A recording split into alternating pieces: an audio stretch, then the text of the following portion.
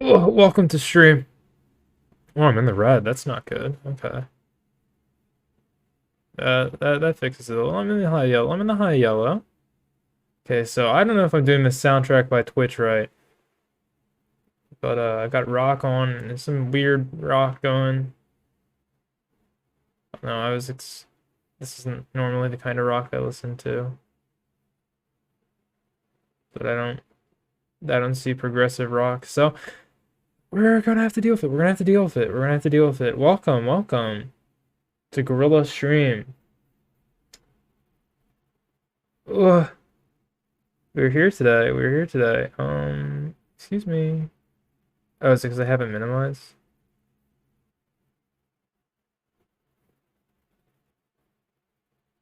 Let's turn this down a bit. I want it to be like real quiet. It's just to fill the void. Just to fill the void. Real low. So welcome.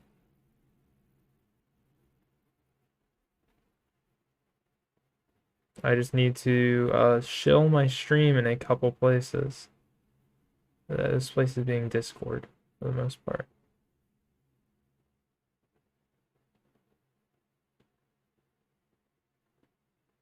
Why isn't this over here? There we go. Okay. So where has self promo?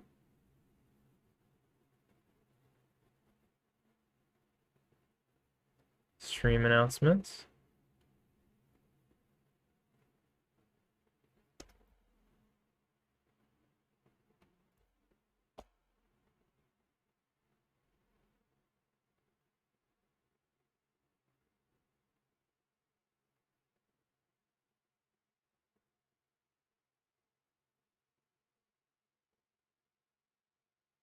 Hmm.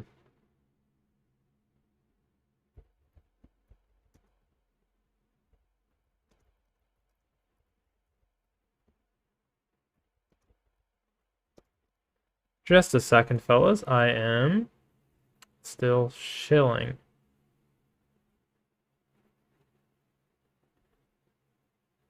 Where's the promo channel? Promote your streams.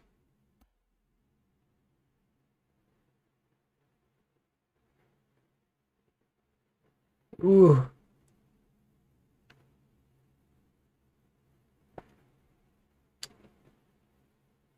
Stream share.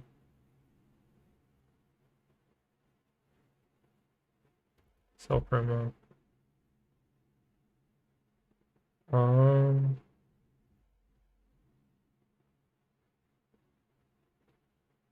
Okay, I think that's everywhere. So I will minimize this. Okay, so I see I have one viewer. At least. How are you doing on this wonderful, wonderful day? We're going to be starting in just a moment.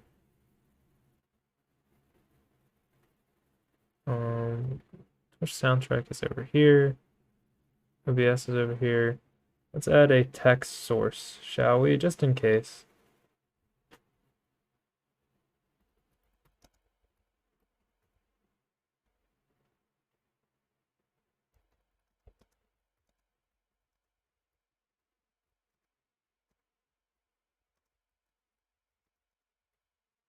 Yeah, that looks good. No, we don't want FFFFF. We want... Oh. We want to make that... Whoa. That was weird.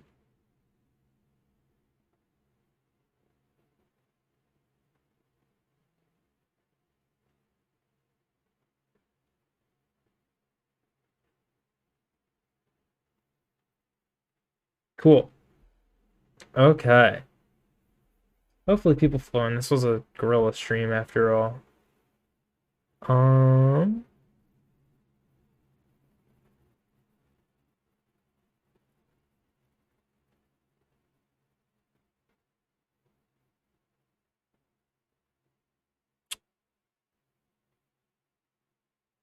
Okay, so this is the Sorrel Souffle SpringSharp lesson stream.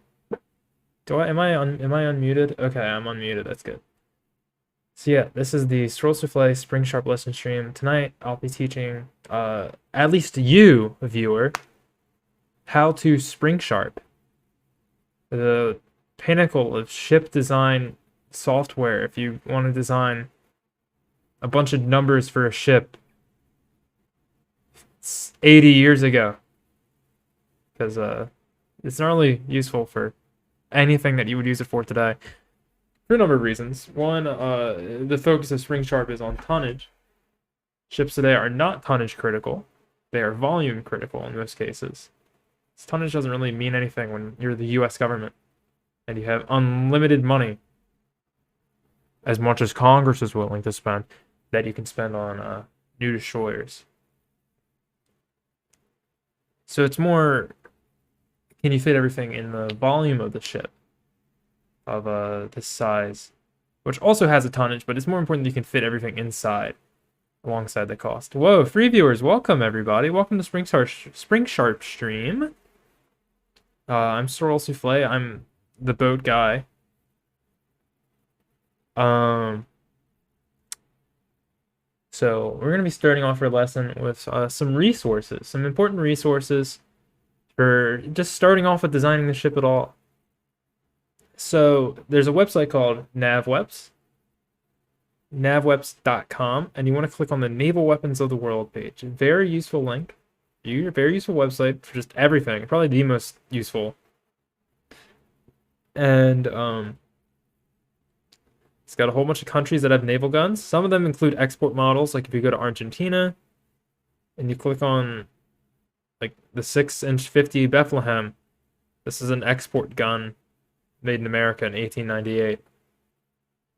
Well, not originally, but is used in export. Like to Argentina on the Rivadavia class battleships, which are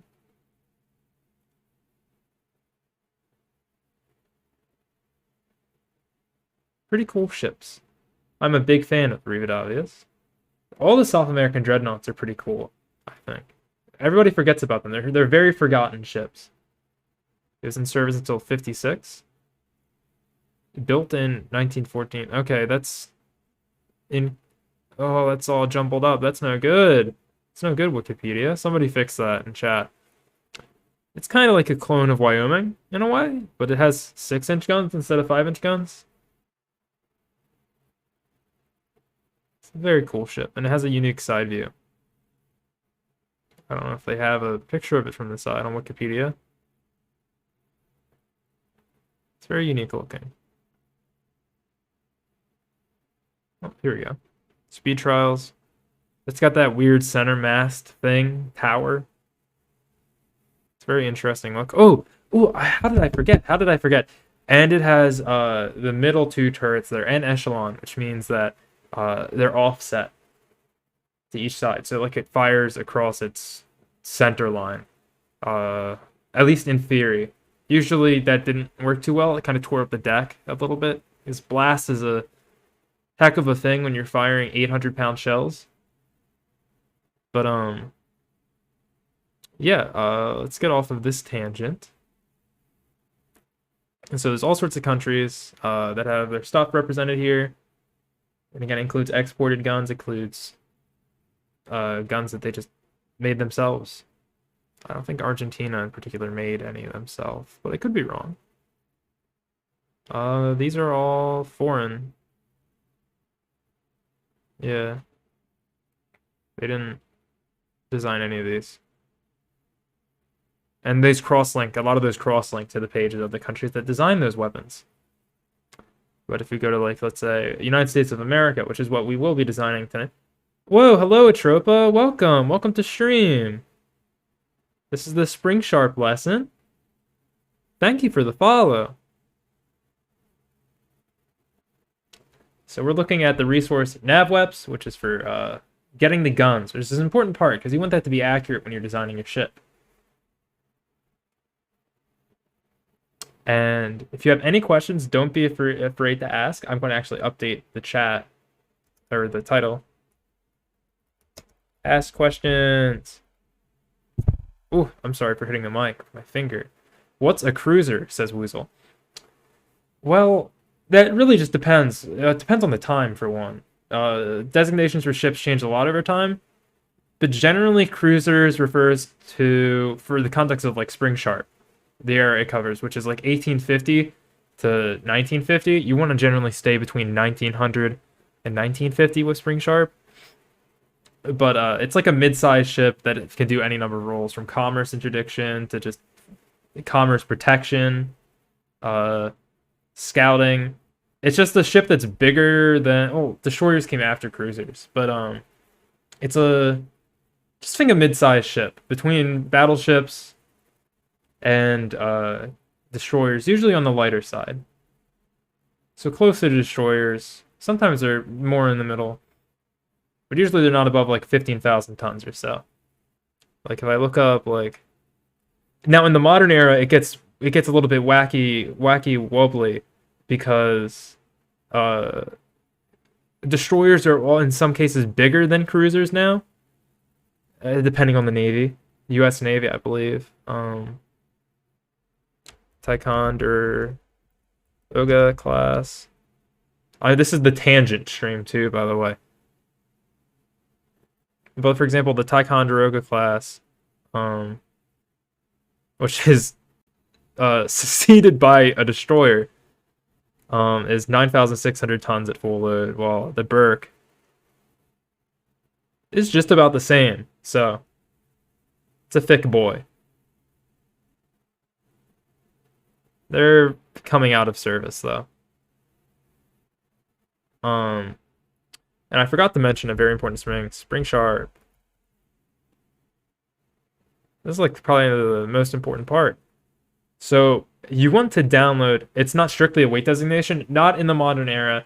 Historically, it depends. There's also heavy cruisers and light cruisers, but that's a difference based on treaty stuff. It's a treaty difference. I believe more from the London Naval Treaty, which specified two kinds of... Okay, I gotta provide context. I forgot, I can't just do that. In the 1930, like 1928, 1930, 1932, somewhere around there. They decided that they wanted to extend this other treaty that they had from the 1922, which limited how much of certain ship types America, Britain, Japan, France, and Italy could build and just have in service, and like the guidelines for like when they could replace old ships. Cruisers, just the limit was 10,000 tons at a displacement category called standard, and they could not have guns larger than 8 inches. And then there was some other stuff about like carrying aircraft or whatever, I think. That's not important here. There was also, when they get to the London Naval Treaty later, which is just kind of a sequel, it separates cruisers into two types, Type A and Type B cruisers, which go on to become known as heavy cruisers and light cruisers, respectively. Type A cruisers go up to the 8-inch gun limit, while Type B cruisers have the limit of 6 inches, or like 6.1 inches. It's kind of loose. Like, nobody's going to make a big fit if your guns were like 2 millimeters larger than they needed to be. You know? And then it also limited the size of light cruisers to 8,500 tons. Standard. Which kind of doesn't do that much.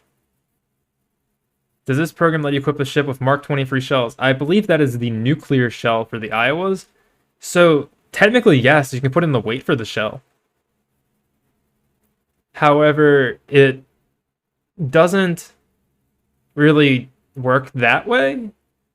It's not so much the loadout and like an actual like 3D model of the ship. It gives you a printout that you can like draw a ship based on. And I think the Mark 23 shell came a little bit later. But before I look into that, I'm going to show you guys, you download SpringSharp from SpringSharp.com, a not secure website. And you see all this stuff. You don't want to download SpringSharp 2.1. That's bad. Stinky, stinky dinky. Uh-oh, poo-poo.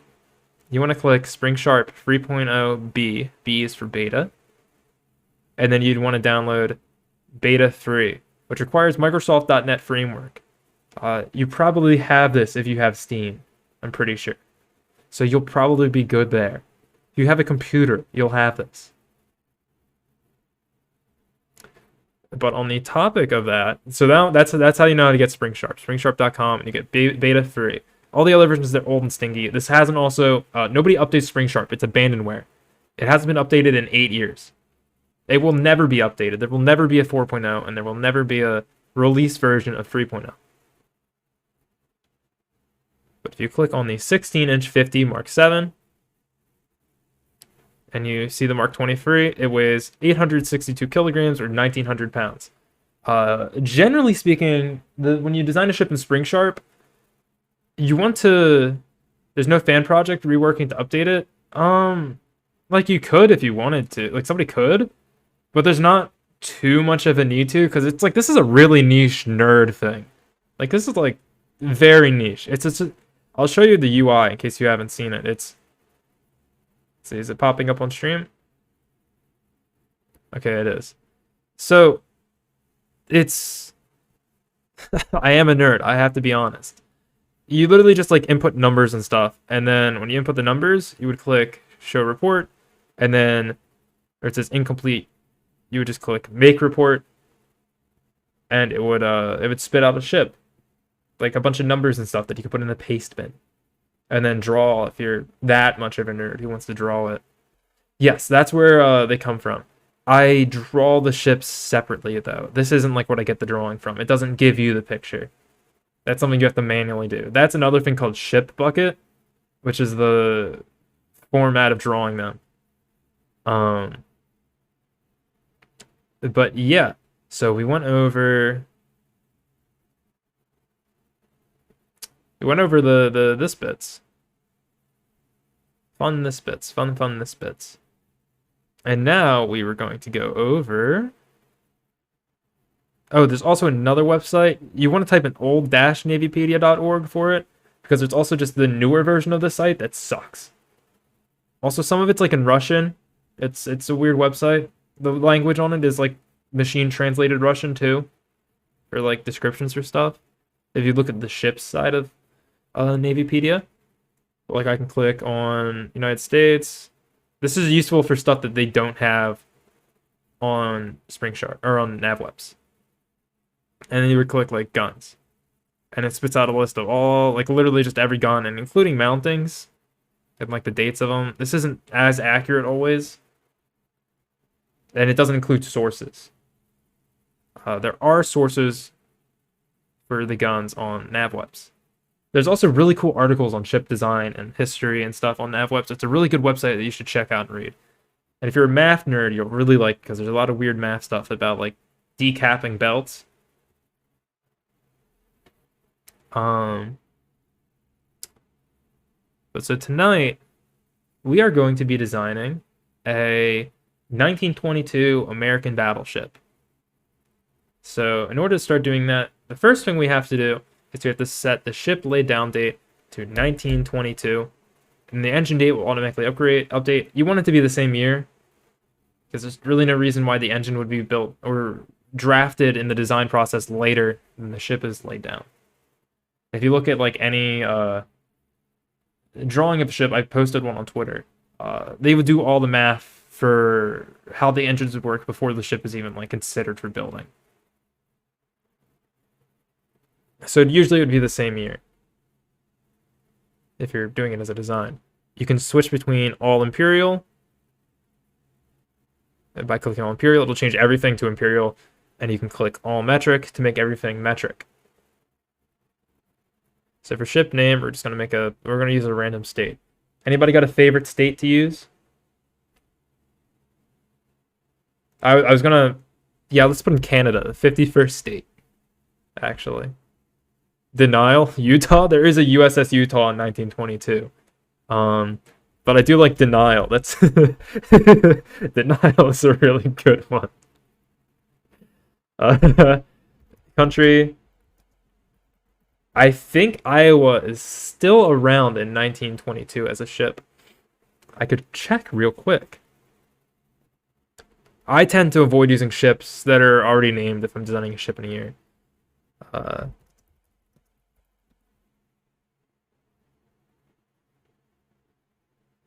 I don't know why I typed that in. Actually, you might be right if I click ships of the same name. Iowa is acute, though. If you're talking about Kantai collection, at least. I have no idea about Azure Lane. Okay, so there was an Iowa under construction with the Washington Naval Treaty, which is what this is set just after. This is a 1922 design. So I guess we could recycle that name. America wouldn't be building a ship at this exact time. Cancel, based. America would not be building a battleship at this time. But don't think too hard about it. You know much about ships as you should? It's okay. Do you know, are you more of a tanks person or a plane person? Or infantry or literally, you know. Guns? Okay, yeah. It makes sense. You got your thing. You got your thing. You're specialized. There's nothing wrong with specializing. It's based to specialize. This is an American ship. So it's got to be all Imperial. So we got to input the waterline, the beam, and the drought. So we got to figure that out. That's a very important first step. So we want to go back to here. And we want to look up like South Dakota class. Wrong South Dakota class. Oopsie doopsie. Oh, I need to minimize SpringSharp. Because it is in the way. Oopsie daisy. Did that work? I don't think that worked. Give me just a second. I gotta open up OBS. Ugh. Hide SpringSharp. Okay. So, we got South Dakota class. Remember, our limit is 35,000 tons standard. Standard displacement refers to, I believe, half oil, half feed water for the ship out of the amount that it could hold maximum. I don't have it exactly memorized because when I use SpringSharp, I don't need to memorize it. But as you can see here, standard is less than normal, by the way. In order of how light and how heavy they are, the tonnages that SpringSharp uses are light, standard, normal, and full load.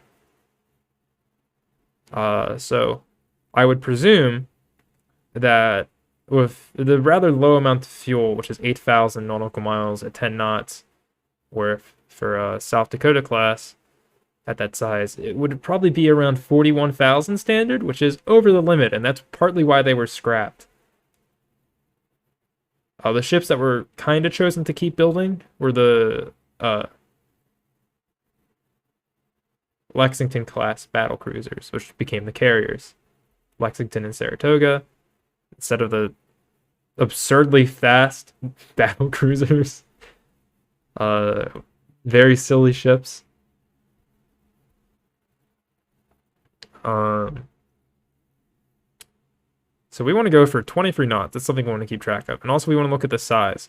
There is, for America, a maximum size for ships. Some countries have maximums sometimes. If they want to use the Panama Canal in particular, or the Kiel Canal, depending on the year. And harbors as well. Harbors are only so deep.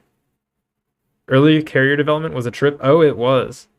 I wish I could probably ask my people about it. I got my people, my sources. But there's a guy who like kind of came up with a carrier idea, and he like sued the Royal Navy, I think, for like having a similar idea. But they just kind of laughed him out because this idea was actually stupider than real life. It involved like a covered flight deck. It was either the Royal Navy or the US Navy. I think it was probably the Royal Navy. I can post something about it on Twitter later. So let's see. Let's get SpringSharp back. So look at the... Actually, before we do that, hopefully you can see it through chat. Probably can't. Oh, no. Oh, no. It's about 684 feet overall, 660 at waterline, 106 at beam, and 33 at draft. 106 is about the maximum you can be, I believe. It's within like 2 feet for the Panama Canal.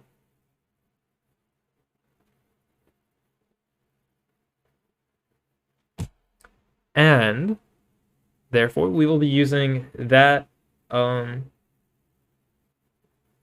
am I drawing a blank? That beam. So let's see. SpringSharp, welcome back, SpringSharp. So if you're hearing music, you don't hear any. Is it too quiet?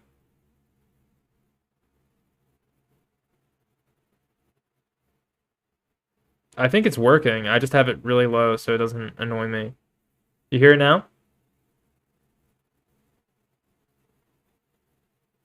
Okay, I'm sorry. I wasn't sure how quiet I had it.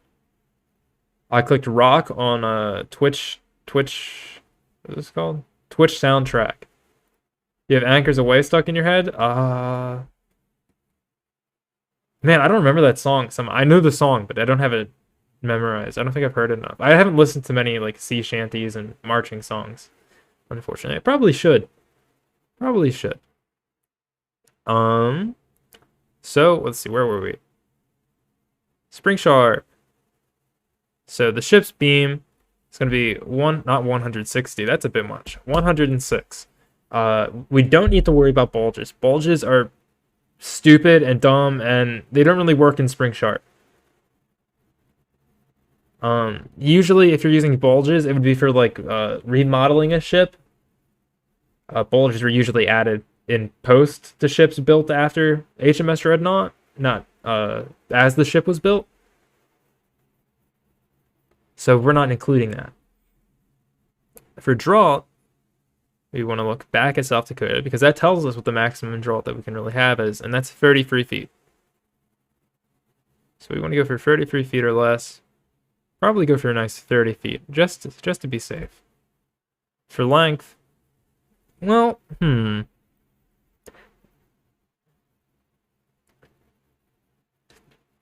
excuse me, that was a free burp.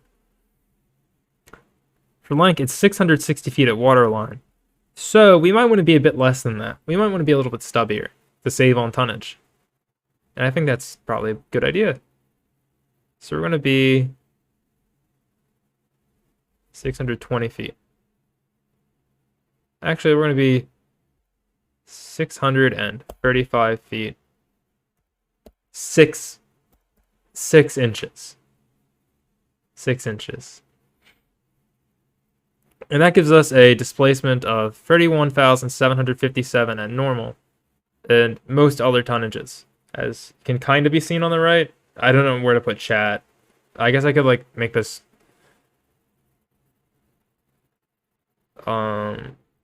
this is gonna make stuff explode on my screen. Let's see, how's this turned out? It looks not great, but oh goodness. Okay, we're just gonna, oh no, it's lagging. We're just gonna full screen it, and you're just gonna have to take my word for it.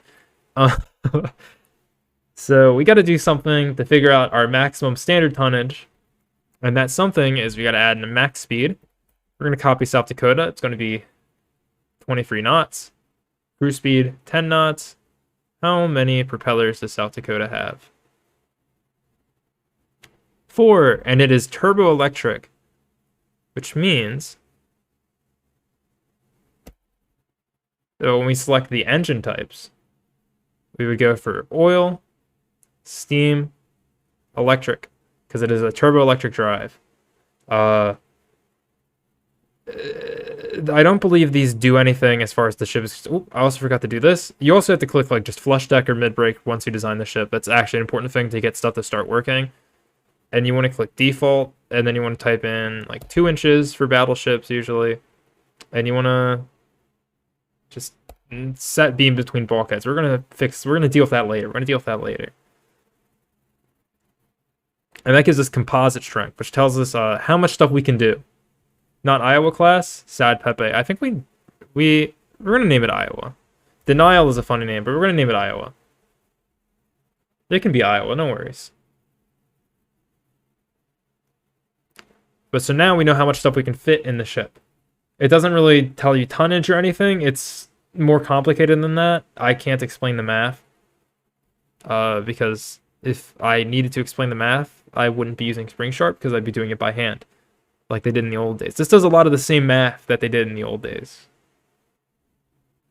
So we want to set the range to the same, 8,000 knots, 8,000 nautical miles at 10 knots. And this puts their standard displacement at 30,740. So we want to change the block coefficient, make ourselves a little bit blockier until the standard displacement reaches just about 35,000. It's a little bit hard at the slider. And we're going to do the rest manually by inputting numbers. So we're going to type in a 1 here, then we're going to type in a 1 here, and then we're going to type in a 1 here. So now we're 35,000 ton standard, which is the maximum allowed by the Washington Naval Treaty. You should also note that our engines are really small. Though saying that because it could go like 30 plus, it's hard to design Iowa in SpringSharp. Because you don't really have full control in the same way that historical designers did. You don't have as much control. You can't cheat the system. You can like cheese SpringSharp. However, if someone has a trained eye, they can tell that you cheesed it somehow. Yes, I'm going treaty compliant in 1922. I could also select a rounded number for horsepower. So we could just go 5550. Or probably even better rounding, 5,600, which puts us at 23.079. And whenever you recalc your stuff, you have to fix the fuel for some reason. It's a weird bug, I think. I don't know why it happens. It happens. There's a bunch of important numbers here. We'll get to them later.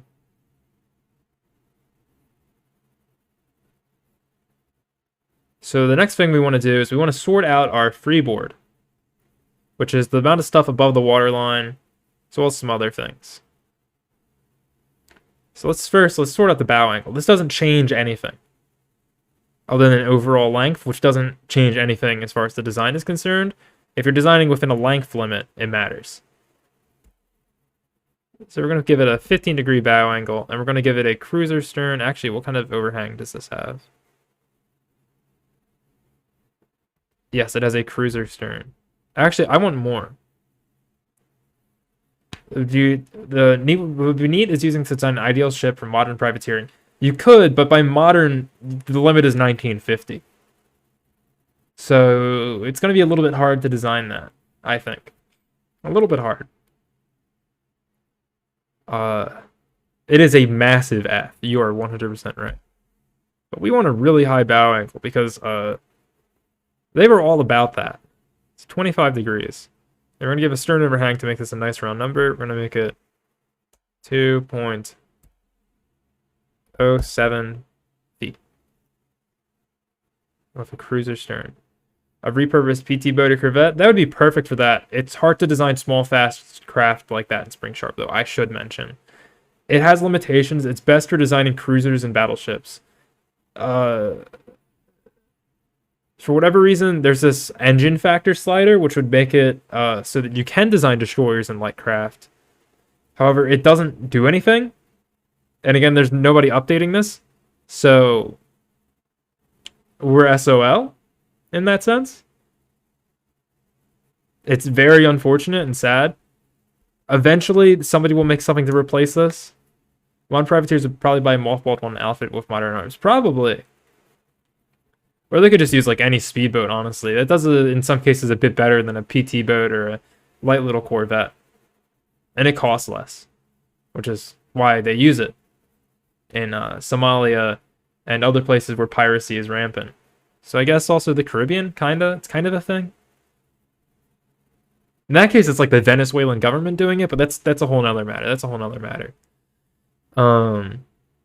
We unclicked electric at some point. Because I wanted to show that it doesn't really change anything numbers-wise. It's mostly for flavor. I do believe that hydraulic doesn't change anything either. But we just want to select electric. Some combinations don't work, like direct and electric don't work. because that doesn't make sense. Mechanically, because direct means the power goes straight from the engines to the propellers. Smaller ones get wiped out pretty fast by CIWS.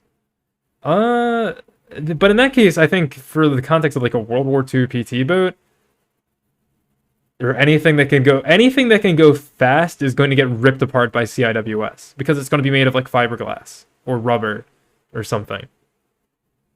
You can't really be durable and have that kind of speed that you need for piracy. Because you want to be able to get in and get out. And you just can't do that with any amount of real protection. That's what I think anyway. I might be wrong. But let's see, where are we now? Freeboard, that's right. So if I tab back over, that's also why you don't attack naval ships as a pirate, right? You really don't want to do that. It's not a smart choice. Historically and generally speaking. So the South Dakota class battleships have a freeboard that looks kind of like this. So we're gonna go with a nice round, really high freeboard actually. Vulnerable targets as a hope as a privateer. Your country's navy is doing the job dealing enemy naval ships. Yeah. Though really privateering fell out of fashion. There is a role for privateering. Q ships aren't too much of a threat to anything that can outspeed them. If you can, like, they go like 20 knots tops, maybe. They're stinky dinky, and they're pretty fragile, comparatively. They're tough, but they're fragile.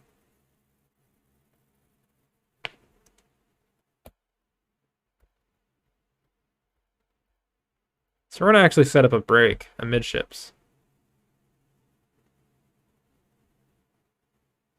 It's going to be a 10-foot break. It's pretty big. It's about a whole deck. A little bit over a deck. Just like that. And you can adjust how much of the freeboard is what. For example, if I type in 2 here, the aft deck after the break becomes 45% of the overall length. Or the waterline length. Excuse me. And this also nets us more composite strength, which means that we can put more stuff on the ship since there's less stuff going to structure here. The hull itself. But we're going to stick by around like 30. So that's about how... The actual ship is a little bit less than 30 actually. It's more 25. Let's go 27.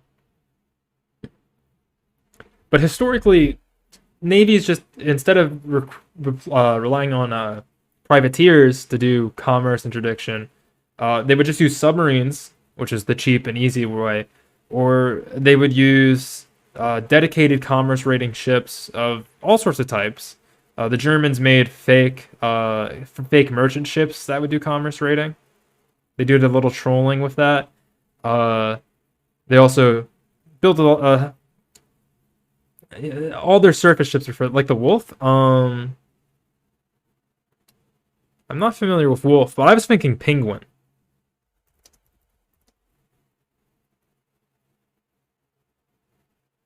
Oh, like SMS Wolf. Okay, that's World War I. Got it. Yes, exactly like that. That's exactly the kind of ship I'm talking about.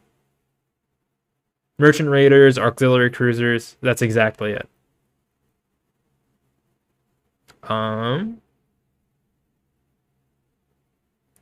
There's also Penguin during World War II. Penguin. I just typed in Penguin in Wikipedia. I'm not showing this on stream. I'm just looking it up so I make sure I'm right.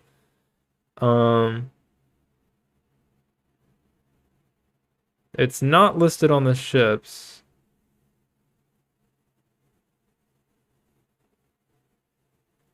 But that's okay. I believe there was a Penguin. But yeah, SMS Wolf is exactly the kind of ship I mean there.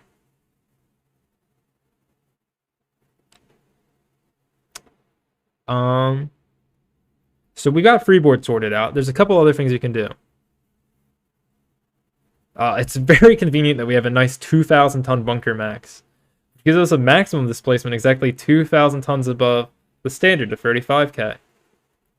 But there's other ships for commerce interdiction, like Bismarck, and especially the Deutschland class were built sort of with that purpose, or at least used for that purpose. And while they did get sunk, they did really good at what they were supposed to be doing. I don't think Bismarck was a good ship. I think the Deutschlands were good ships, though. I think Bismarck was stinky poo-poo design. I'll get into that some other time. But like they tied up like each of the Deutschlands and like Bismarck tied up like 4 aircraft carriers and like 6 British battleships and like 20 cruisers each, which means that they have less ships to help their convoys not get destroyed by U-boats or to scare off U-boats. In World War I, guess the privateering thing kind of is a thing. I think more the World War II context when I think of commerce raiding personally. But yeah, that is like the fun adventure. I have the book. I shouldn't. Oh, I didn't bring it with me.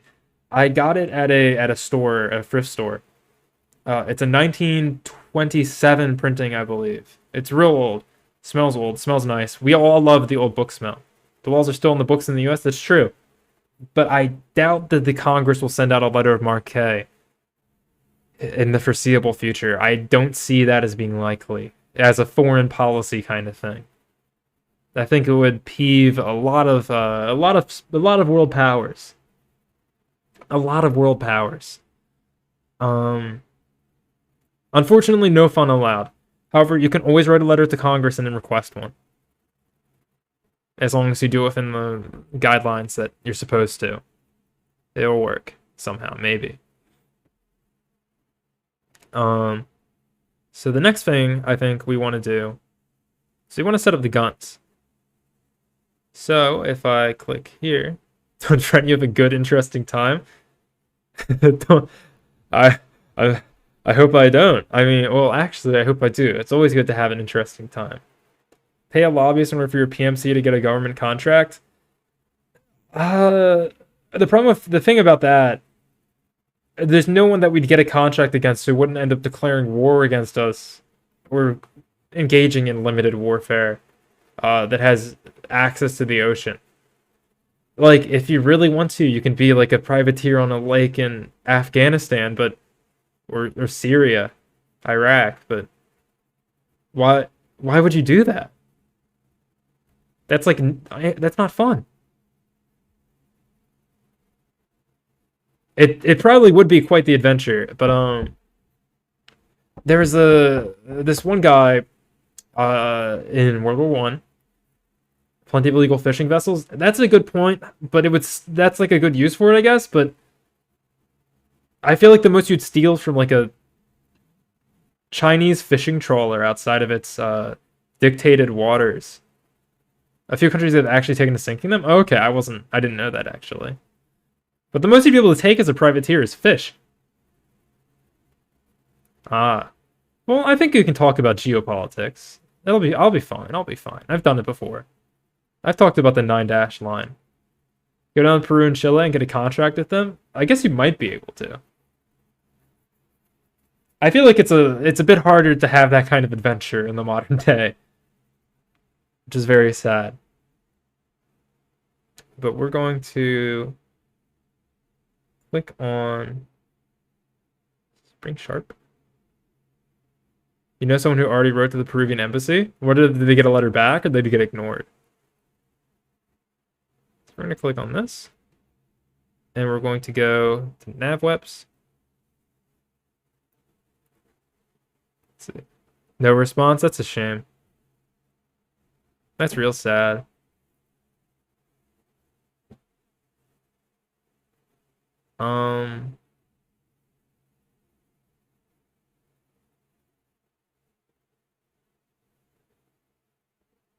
So we'll be using the 16" /50 Mark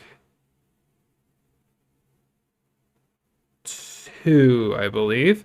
It tells you what the marks are.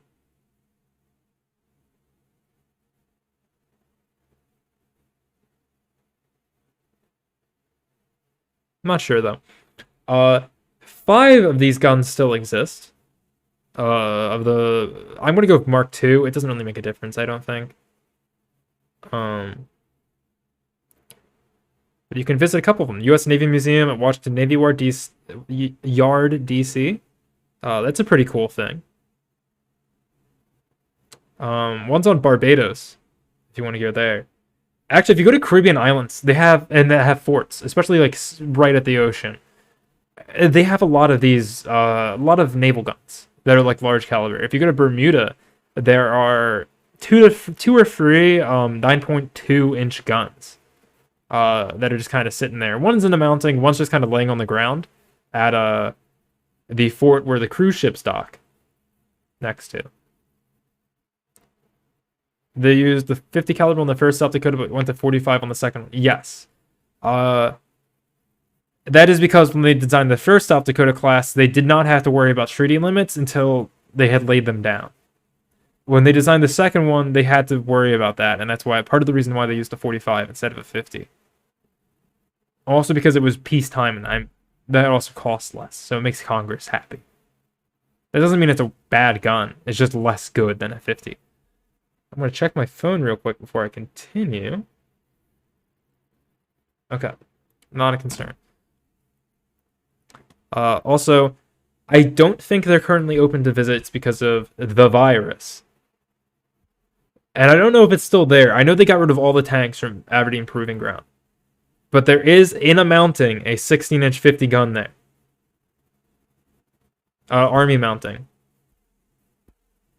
More barrel does give you a higher velocity. That is correct. You can get on Aberdeen if you want it. Go ahead. Do that. See if it's there for me.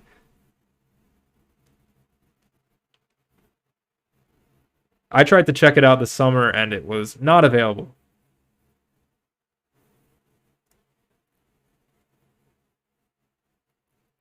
But maybe that has changed. And if you think you could, you probably could.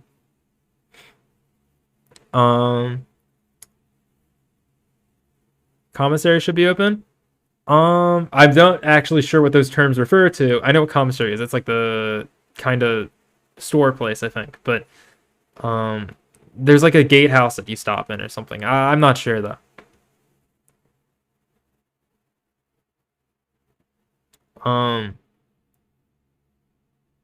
The store? Okay. Yeah. That's more on base though. It's more about letting you in than letting you like get to the thing. That's good commissary privileges now? Oh, okay, got it. Then you'd probably be good then.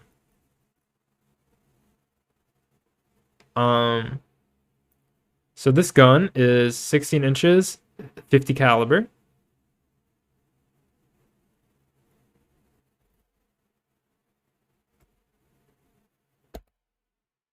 And it is a breech loading gun. That is turret on barbette.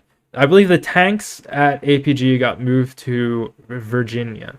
Somewhere in Virginia. Which is really sad because there's a lot of cool tanks there. And now they're not in my state anymore. They also had like railway guns and stuff. That was cool too. So the design date for this gun we can find on here, which is 1916. So we would enter that in the date tab over here on SpringSharp. And then we would go down to projectile types and weights, and we would input the weight for the heaviest shell, because every single shell that the ship puts on its in its magazines is going to be the same weight or less than the maximum or the largest shell. So I mean, it just kind of makes sense, right?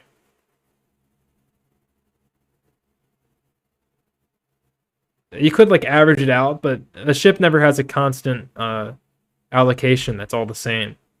Or like, I mean, like you can come to see with like 34. I guess they only have AP shells listed, but you know, whatever. You get the idea. Generally speaking, it would be lighter than the AP shell. The HE shells would.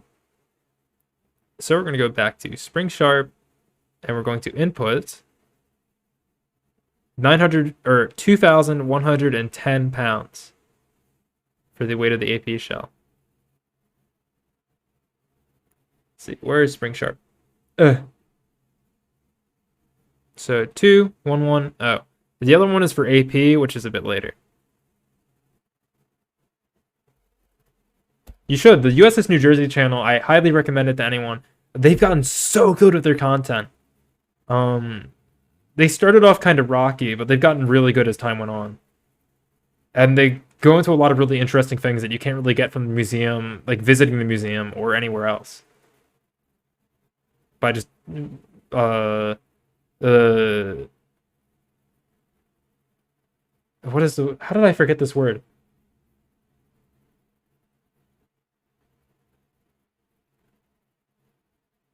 The curator. How did I forget curator? Yes, that is the channel. Thank you for posting the link. The curator, Mr. Ryan Zimansky. He goes into a lot of crawl spaces in his videos. Last summer, he made a video where he crawled through one of the guns all the way through, and he came out like this in a greasy, sweaty mess.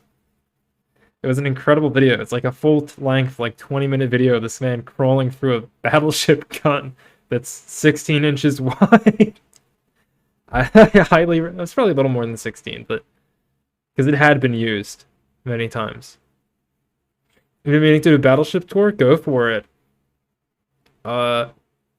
East Coast is the best coast for battleships. We've got like at least 2. It depends on if you count the Gulf Coast as the East Coast. Because we've got New Jersey, we have Wisconsin. You regret not seeing North Carolina when you're down in North Carolina? Well, it's still there. It's not going to be gone anytime soon. You've only been on the Wisco, but you'd like to go down to see Alabama.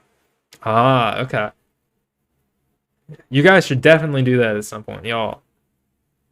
I've been to Intrepid. I've been to Growler, I've been to Olympia, I've been to Bacuna, I've been to New Jersey, I've been to North Carolina, and I've also been to Torsk, WEC 37 / Coast Guard Cutter Taney, and Lightship Chesapeake. I think that's every ship I've been on, every museum ship. Oh, and Constellation. Yes, Olympia is in Philly. It's across the Delaware. From New Jersey, both New Jerseys, the state and the battleship, and it's also docked next to it, closer to Philadelphia, is the submarine USS Bacuna. Oh, I've also been to USS Torsk, which is in Baltimore. The state is hard, but it's got the battleship. That's a redeeming thing, you know. We got the battleship there.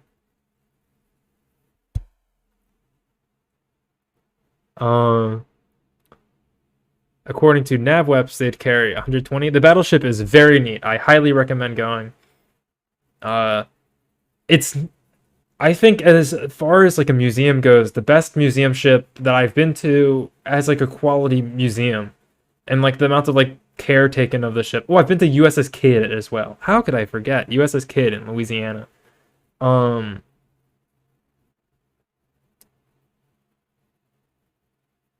The USS North Carolina has just such good care taking care of it. New Jersey needs some work still, but they're doing a lot of work to it. They have a lot of funding now, I think, that they can use to take care of it. It turns out being mothballed and not a museum for 60 years doesn't leave you in good condition to begin with. But it is what it is, I guess. Also, if you're in Philly, you can see the Philadelphia Naval Yard from the highway. I don't know if there's anywhere you can really get closer to it, but I believe that there's still a bunch of ships there. There's the America class aircraft carrier Kitty Hawk, some Ticonderogas, and some other stuff there. It's kind of just a lot of stuff. But just go to every museum ship you can. They need the support for one. That's a big thing. They need the money because they're somewhat neglected as far as museums go. The big ones like the battleships and aircraft carriers, not so much, but the smaller ones like submarines really need it. Same with destroyers. And if you can volunteer to help them out, I highly recommend that you help out those museums. So we're going to go with subs are cool. Subs are very cool. The thing about World War II subs is, though, that most of them are they're kind of like, in a way, not in a bad way, but they're very similar on the interior.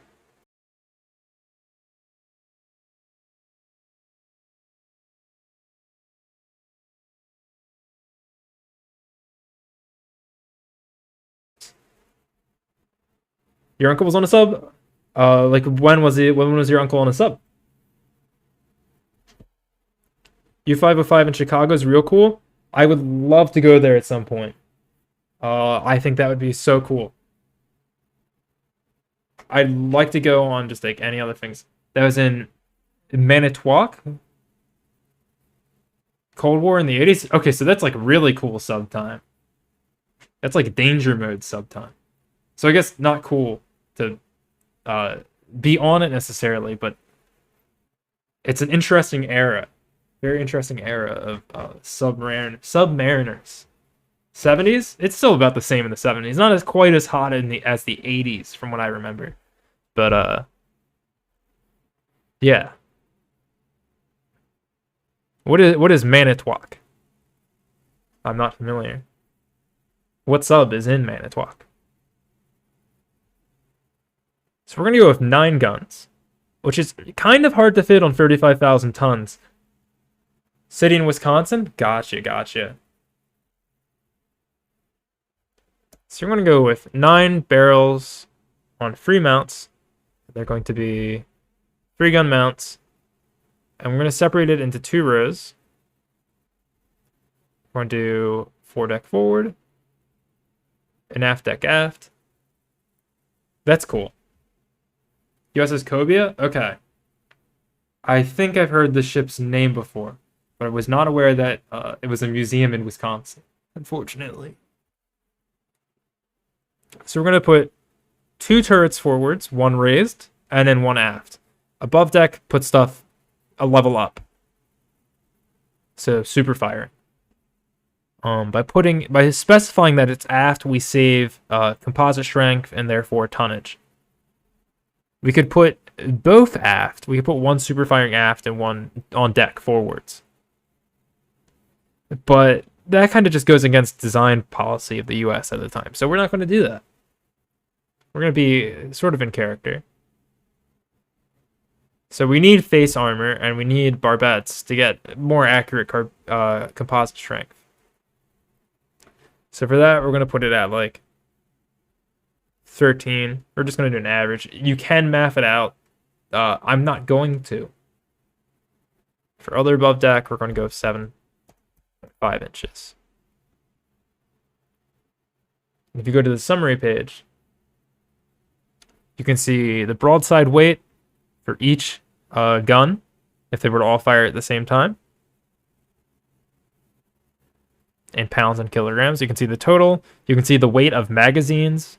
This isn't included in the printout, so it's interesting to have it on hand. Especially the magazine for each gun. So also the weight of their mounts, excluding armor and unfixed weight, the weight of the armor. So we can see that the total amount of all the gun systems we've installed so far is 7,569 tons. It's quite a lot. Quite a lot. You notice that our comp strength is at 1.67. I should mention now that the target composite strength is 1.00. Below that, you're kind of sketch. Above that, you're just not using all your tonnage that you can use. That's silly. Why are you doing that? We're going to add secondary batteries shortly, but first we're going to do some armor. So as you can see, there's a minimum length to cover machinery and magazines.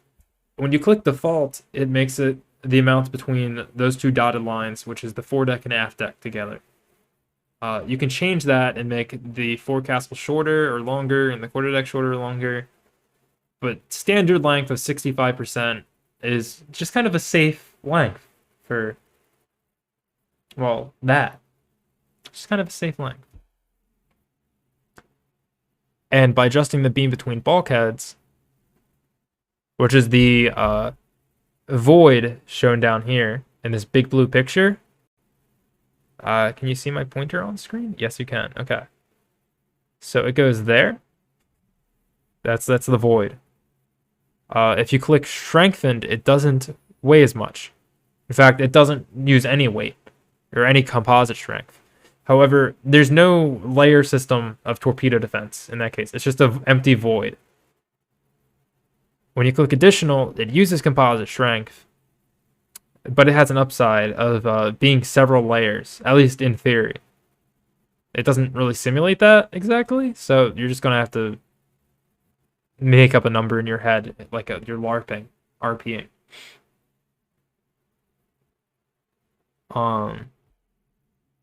This also just kind of explains what all this stuff is, in a way. It doesn't do the best job, but... So strengthened bulkhead is the space not including the bulge there. Belt is... Oh, bulge, belt. Whatever, you get the idea. And by decreasing beam between bulkheads, the amount of length that is covered increases. Bulge? Ooh woo? Notices your bulge? Your bulgy walgy? Don't do it. This ship does not have a bulge. I said I said when we started doing this, I believe. I don't know if everyone was here for it. You don't use bulges in SpringSharp. Never, ever, ever, ever. Ever. Stinky dinky. It's just, it doesn't work good. But so we're going to increase it to 2.5. We're going to have a bunch of layers. So we want to have some extra inches of armor that gets split up between it. It's an American ship, not a Russian ship. Exactly. Exactly. I know exactly the joke you're making, and you are right. We're also going to make this 29 feet, just for starters. And we're going to put this to around 80. Now, with the beam between bulkheads at 80 feet, that means that there is a total of 13 feet on each side of the ship. Wait. 26. Yeah, there's 13 feet on each side of the ship, which is the equivalent of 4.333 yards. Or 12 feet in meters is like 3.6 meters, I believe.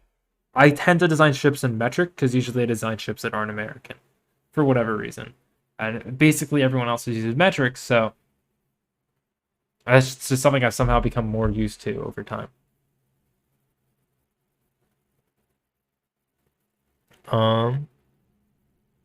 So what would a Russian ship flying under a false American flag be? Well, still Russian. It's just doing a little trolling, right? It still has bulges.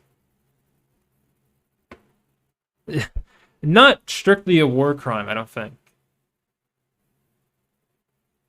At least not in World War II. Because, well, it might have been a war crime in World War II. The bulge makes it better? Sometimes. Sometimes bulges are better. However, they just don't work in SpringSharp. Period. They're wacky. They're too wacky. So now we have we probably want at least 5 yards of on each side of the ship that are dedicated to torpedo defense. So that would put us at let me do some thinky think. It's 15, so minus 30. So we want to have 76 feet.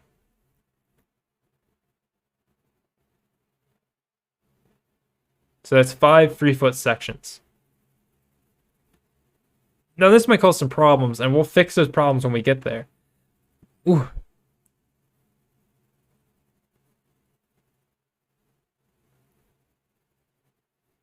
And we want to go, let's close SpringSharp real quick.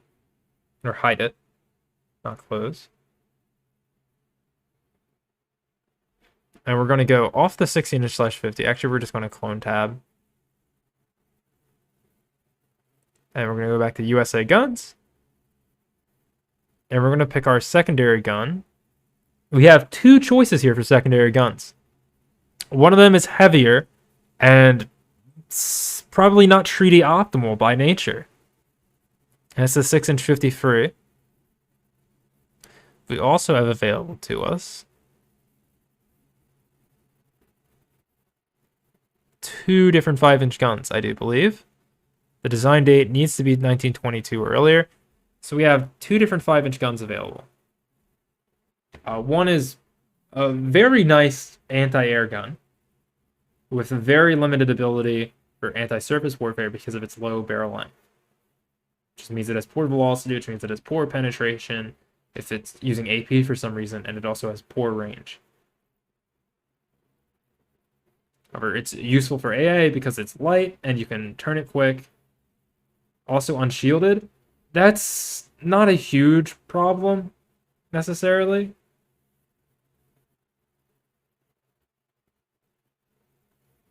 Like, it's bad.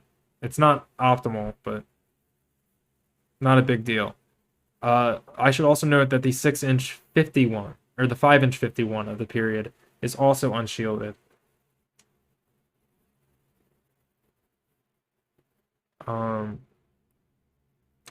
The 6-inch 53, in the case of the South Dakota class and Lexington class, historically, are encasement mounts, which means that they're either protected or unprotected, really. You can view mount data, like what ships had what mount types.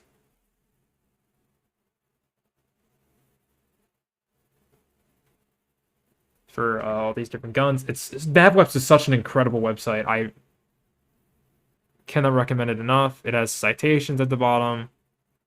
Kind of. They're not like actual citations, I guess, but whatever. And they got pictures of stuff.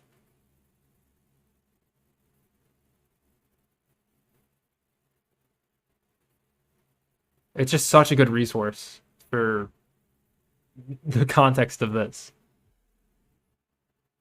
So we can save weight by using deck mount 5-inch 51s.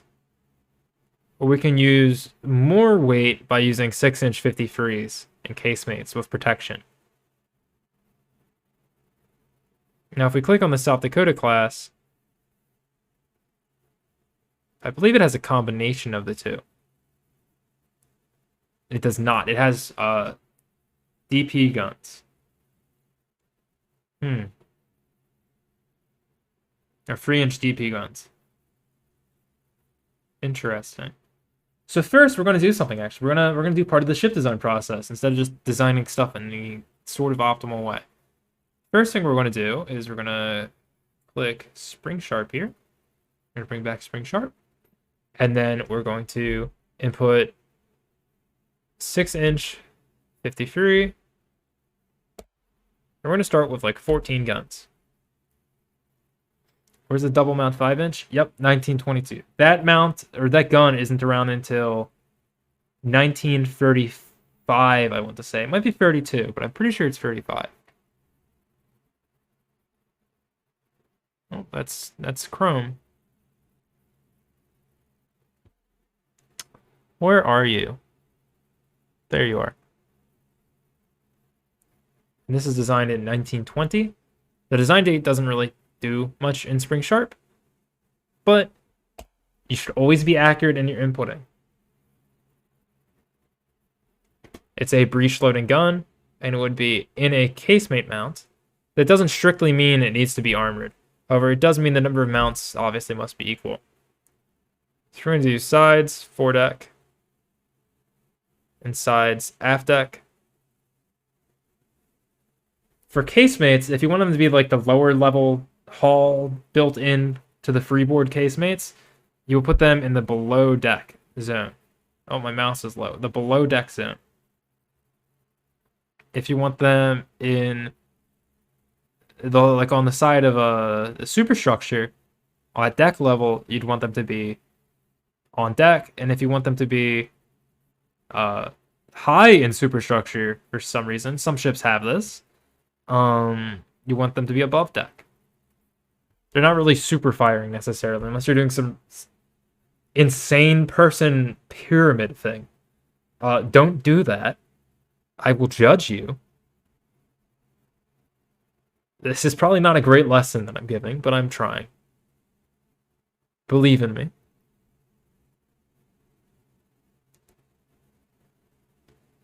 So this ship is longer aft. 78. That's a few too many.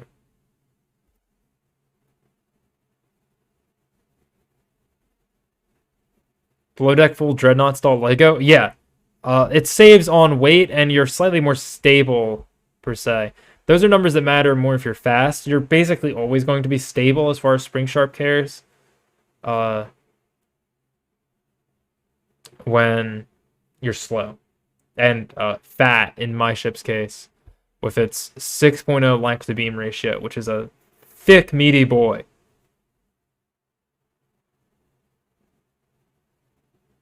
If you look over here, you see, I should just talk about this. There's 6 different numbers. There's stability, recoil, flotation, steadiness, metacentric height, and sea keeping. So, recoil doesn't mean anything. That, like, it's kind of a judging. It doesn't mean your ship's going to flip over if it's above 1, which is like what it says is bad. Your ship's not going to roll over at 1. See, it's not going to tell me what it is. Can I get a tooltip, please? No, okay. Okay, just double check and see if I get a tooltip. That doesn't mean your ship's going to roll over if it's above 1, or it's at 2 even. It's hard to get the 2. You have to try. What it means is, if you fire all of your guns, the ship will shake a little, maybe. It's not a measurement of anything. It's like literally not a measurement at all. Stability is also not a measurement. However, you should probably be above 1.0, because if you're below 1.0, you probably do have something wrong. It's more of a guideline. Same for steadiness and sea keeping. They don't really signify anything, other than just your ship has traits that are desirable for those things. It doesn't mean that it would be good at either. Metacentric height is an actual thing, and it actually matters. During the 1920s, I believe, Japan, or 1930s, 33, I believe, there was something called the Tomazuru incident, where a Japanese like escort ship rolled over in a storm because the metacentric height was too low. And this is a whole physics thing about buoyancy and stuff that I can't explain easily and probably shouldn't right now. Just know that you generally want it to be higher, but not always. So over here, we're at like 2 meters, 7.15 feet. That's really good for a battleship of this side. Something CG something. I'm not sure exactly what you're referring to there. Was there a similar incident with a Coast Guard cutter? Center of gravity? Oh, it is different from center of gravity. It's metacentric height is closer to like it's involved with like the rolling process, and like it involves like the maximum angle you can roll to and stuff. It's weird. I don't totally get it, but I know what it's important for and why it shouldn't be low.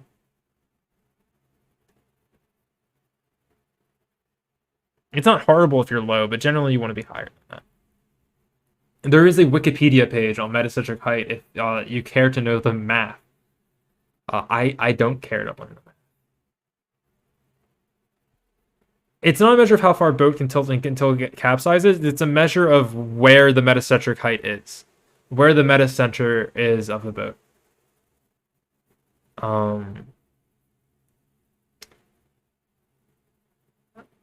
I just can't explain exactly what it is. I'm sorry. There's another thing on this page, the trim. Don't worry about that. You generally don't want to mess with that because trim is usually done after the ship is launched, from my understanding. Metacentric height doesn't actually mean how far you can tilt. It just influences that. And I don't think you can math this out very easily. Flotation kind of means stuff. It's about how much penetrating hits that would work that aren't critical to sink the ship, which doesn't always mean anything. Like sometimes it does. It would take like 25 hits from the equivalent, the same gun that the ship has to sink it. The torpedoes, that doesn't mean anything. It's literally just made up mumbo jumbo. But the guns thing kind of important. It's an important number, but it's not that important. Hull and deck room. Generally, if you're designing the ship without it being over the maximum main belt length or the minimum main belt length, or if the belt is not less than the minimum length that's up top, then you don't at all have to worry about the machinery space stuff here. Accommodation, you have to like screw up for that to be bad.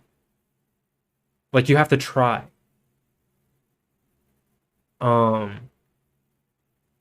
It's almost always going to be excellent.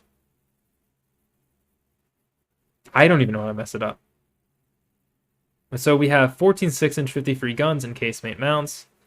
We're going to give them like 6-inch shields. Here, let's just click. Oh, that's heavy, but not a huge deal. We're going to click 6 for the hoist. Casemate hoists don't weigh very much. This is important. Keep it in mind. The shell weight. Oh no, I'm just closing everything almost. Oh goodness me. Yeah, ships. The math is magic. I think somehow in like the SpringSharp files you can find where all the math is done, and you can unravel that for yourself. But I'd rather not. I'd just rather not. So the 6-inch 53 typically has a 105-pound shell. So we're going to input 105 into the shell weight, and then we're going to go back to we're going to go back to NavWeb. So this is just me tabbing here. Same with planes. That's magic too. There is not a plane sharp. However, there is a game called Sprocket that recently came out that is attempting that for tanks and actually making it like a playable, moddable game. Any significantly advanced technology is indistinguishable from magic. Exactly. That is how SpringSharp works. It's magic. That's why nobody's updated it. And I suck at math too, and that's why SpringSharp's useful. I don't have to get out the loose leaf paper and prove my work. So the Omaha class carried 200 rounds. We don't know how many rounds the other ships would have carried. You could probably do that from math, because you can access the South Dakota class's designs online. If you type in Spring Styles #1, you'll be able to find a website on Google. Let me find it. I'll just link it in chat. Spring Styles #1.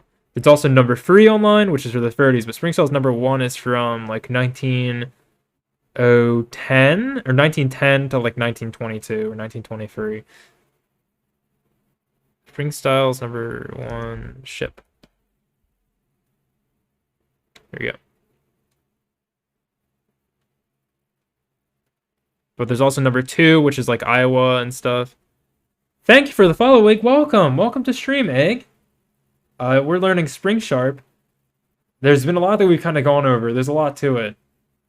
But you can always check back into VOD if you want to see some more. And I will be putting this on YouTube later. But here's a link to the boats. Thank you for the follow, Egg. Actually, I'm just going to show this on stream too, I think.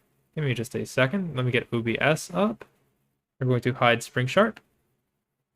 So this is a how to design ships stream in SpringSharp. 3.0 beta 3. This is called shipscribe.com, I think, something like that. Yeah. And it has spring styles 1 and 3 and I think 4 maybe. 9 viewers. Wow. Welcome everybody.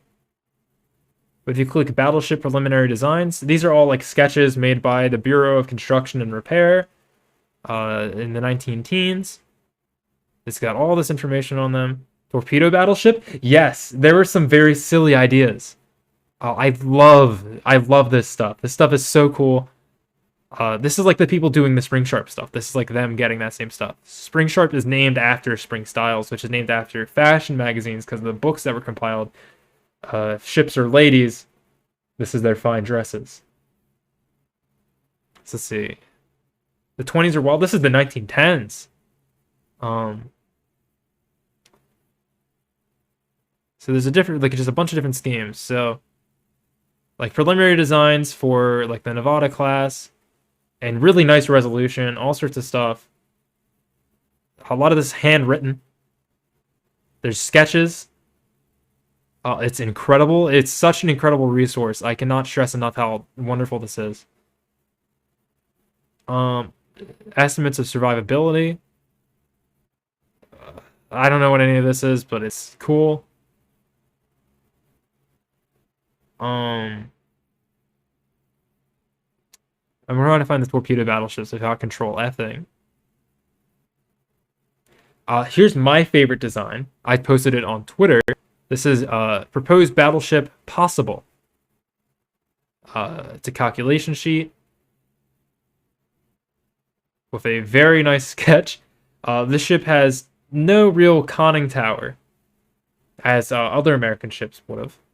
They just said somebody in Congress probably said, "Hey, BCR, can you design like a ship with all this stuff for me and like these silly futuristic characteristics?" And so they did. It has a massive turret that fires over the other ones from the center of the ship. This isn't Nelson if it got dropped on its head. This is like its own beast. Don't even compare it to Nelson. If you look closely, the conning tower is here. This is the conning tower. The armored conning tower. It's on the roof of the central turret. There isn't a mast at all. There's no masts fore and aft. What? Yeah, this is... It's just supposed to fire over all this other stuff. At, like 20 degrees elevation. You probably don't want to be standing on the roof, but it can do it. It's got 10 16-inch guns. 2 in each turret.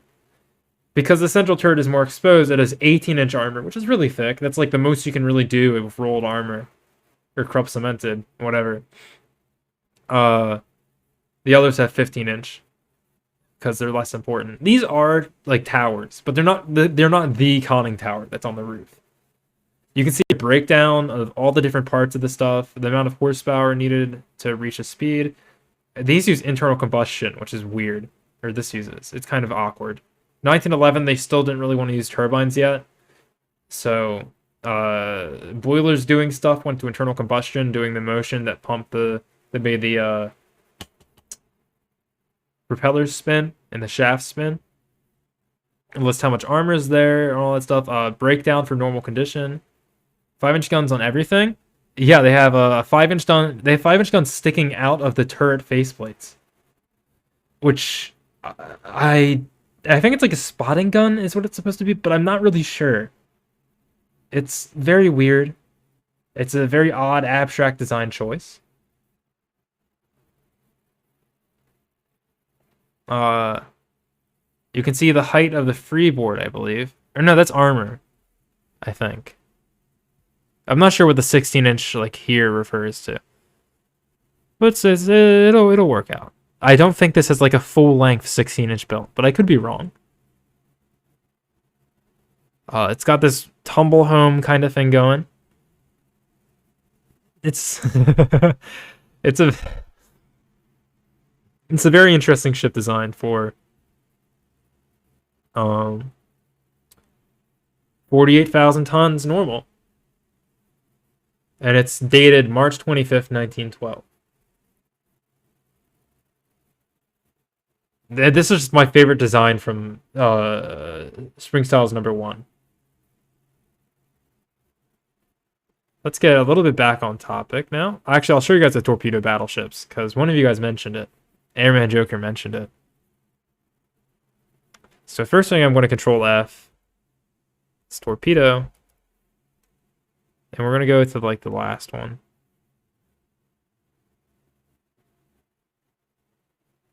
Oh no, torpedo battleships are in their own section, I think. So we're going to type in first. There's a senator named Benjamin Tillman. He was a bad person. We do not approve of his actions. However, he did tell BCR to design the biggest possible ship that they could. And so they did. They designed a 70,000 ton ship in 1916, an 80,000 ton, and a bunch of other things. With like 6 gun turrets, where it's just 6 turrets side to side. This ship in particular has 12 16-inch guns, so 3 in each turret. But if we go to Tillman, so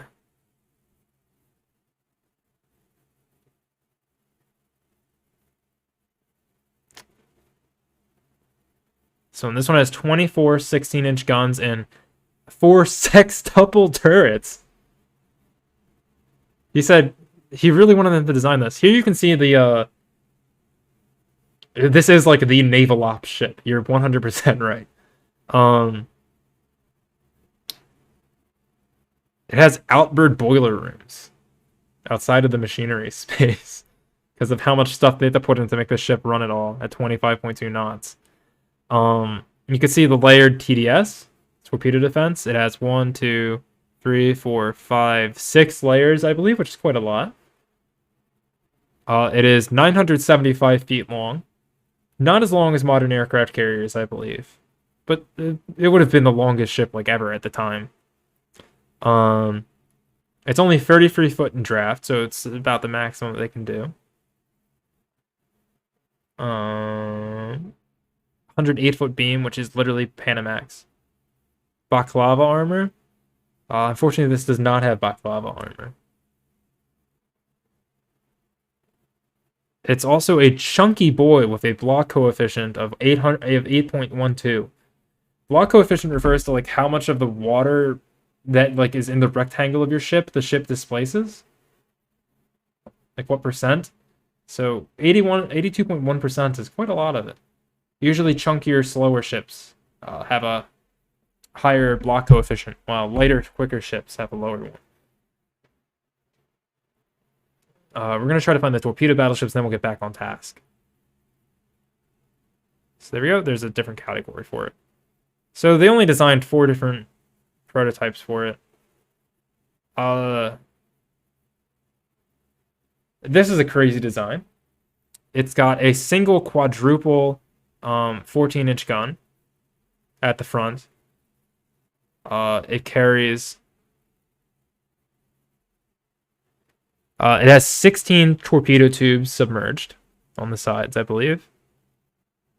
And it has a top speed of 30 knots. And again, this is just a ship that is 35,500 tons normal. So it's close to the size of our ship, with just that armament. There's a good reason they didn't build it. This is just like they said, you know, this is a concept, let's test it out math-wise. And that's why it's here. That's what a lot of this stuff is. I know I said I would go back to the thing I was doing. We're going to go back to Spring Styles, and we're going to click book number 3. Because there's some cool stuff in there that we should go over. You go to cruisers. This is like World War II ships. It is a buttload of torpedoes. So these are World War II ships, and the ships kind of preceding, or after World War II, ships designed during World War II. So there's proposed plans for flight deck cruisers. So as built, it's a flight deck cruiser. There's also conversion plans and stuff for cruisers as aircraft carriers. So this is like a Baltimore class kind of battle or cruiser turret. Also, there's a flight deck aft, and a cheeky little 5-inch 38 twin at the stern under the flight deck. I think these are cool designs. And it would have been 12,000 tons standard. So the point of this more isn't to fight other ships, it's for like shore bombardment and stuff, while also being an aircraft carrier. So you're not really gonna fight ships with that many guns. You can hardly do visual range finding with that many guns, or that few guns. 4 is the minimum, but you want at least 6 for bracket fire. Or for proper ladder fire, not bracket fire. Replacement for escort carriers? Not necessarily. This is... Before that was really a concern. It's just kind of more of a light carrier concept that... Yeah, it's just a light carrier concept more than anything else. Not so much a replacement for that kind of thing. Also, Egg, if you're still here, I forgot to ask, how are you doing tonight? How are you doing tonight? What were you doing today? Did you stream tonight? I think you did. But what did you stream if you're still there? There's also a version with a 6-inch turret, like on the Cleveland class, fore and aft. Instead, that weighs, or comes in at, 12,200 tons standard.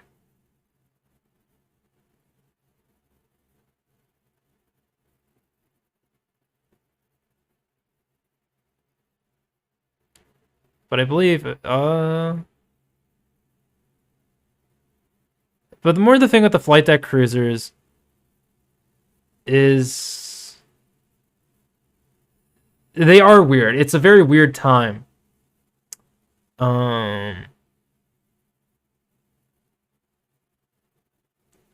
There's some weird submarine ones in a certain part of the text. There's also conversion plans from like the Alaska class to aircraft carriers, which is neat. They have like conversion plans in Spring Styles Comfort 3. There's plans for the aircraft carriers, destroyers. These are not very interesting unless you really care about the storyline. It's just like, yeah, this ship went on to become like Gearing and Allen M. Sumner class. Yep. There's not much of a visual story you get from the destroyer designs. The Battleship ones are kind of interesting. So stuff that led to Montana. Comparing Iowa stuff. Conversion of Iowa class to aircraft carriers. This is what the plan kind of looked like initially. That's while they're building, not after they're built. So they say, nope, we're not building this as a battleship anymore. We're not building BBs 65 and 66 as battleships. They're going to be aircraft carriers. They would have made pretty nice aircraft carriers. However, their flight deck is a little short compared to the Essex. They are not... The Essex class is longer than the Iowa class. Sort of. But that's okay.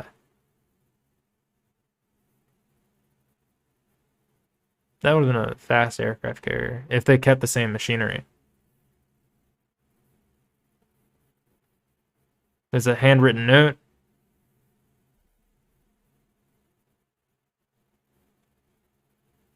It's just so cool. There's so much stuff. For actual books, I recommend Norman Friedman's books on the different American ship designings. I highly recommend. Aircraft carriers, they have the same stuff there.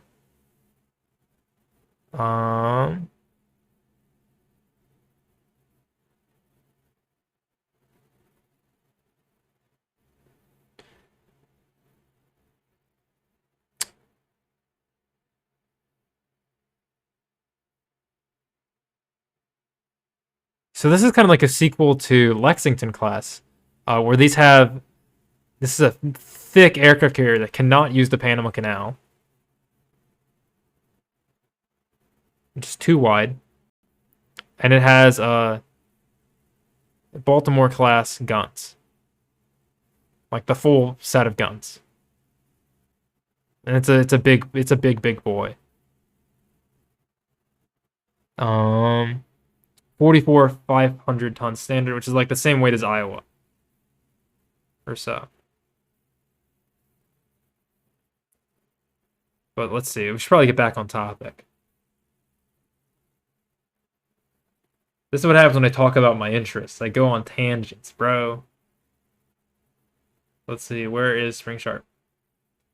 So in SpringSharp, we need to figure out how many rounds we're carrying. 150 is actually probably fine for 6-inch guns. So we're actually good there.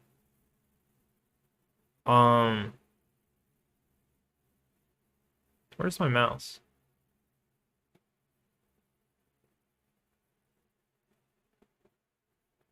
Okay, I'm watching my stream, so it's behind. That's funky. Don't look at that Sorrel. It'll trip you up. So we go to armor. We can see that we can actually decrease a little bit more. That's probably the most we can decrease it. And we are the beam between bulkheads. And then we're going to put in our third battery, which I'll just kind of do the nav whip part off screen. This is just going to be a 3-inch gun. It's pretty standard for the US at the time. They only put like 4 of them because nobody really thought AA was that big a deal in 1922.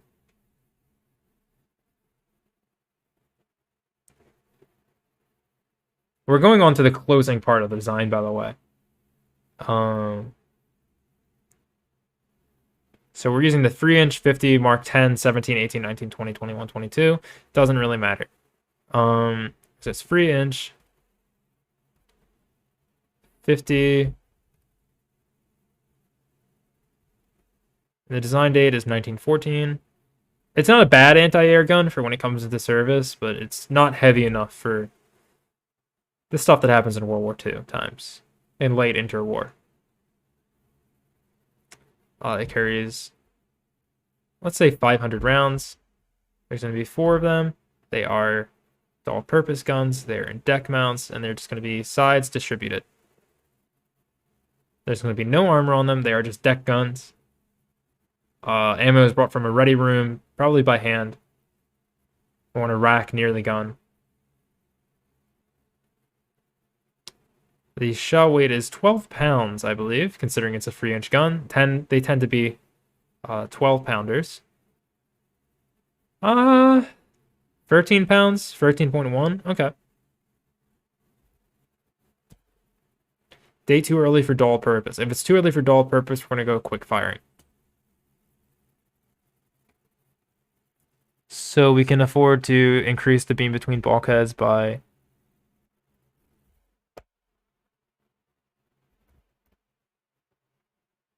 that much. So it just barely fits. And that's fine. So for armor, we're going to want to actually start on armor now. Armor is usually something I do like first. But that's okay. That's okay if you don't do it first. I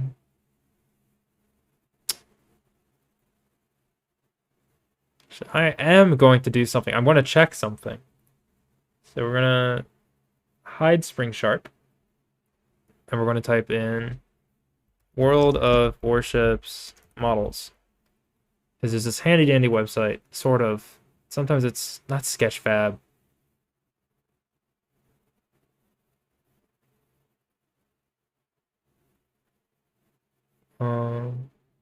Game Models 3D. We're going to click USA. Now, World of Warships armor is not entirely accurate to the actual ship. Keep that in mind. It's very important. We are going to go to Battleships, and we can't view all of them because this website's stinky like that. However, we can look at Colorado, and we can view its armor model.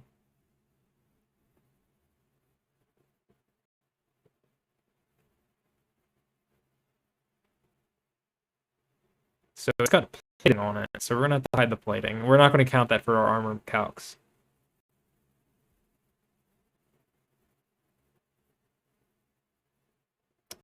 Oh.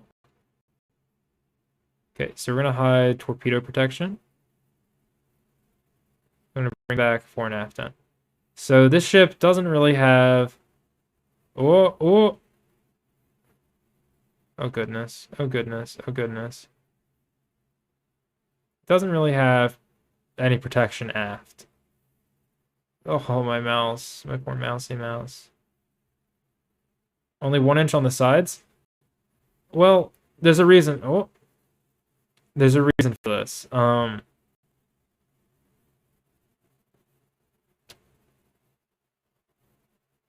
It's only 26 millimeters, like an inch. The reason for that is because it's an all or nothing armor scheme, which means that basically the armor is concentrated on the important parts of the ship. The main belt in this case is 13 inches, or 13.5 inches, which is 343 millimeters.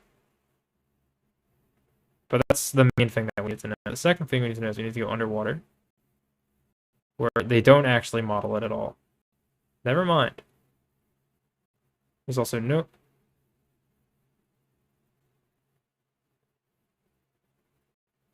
Okay, so we got what we... You know what? This is annoying me. I don't like this website.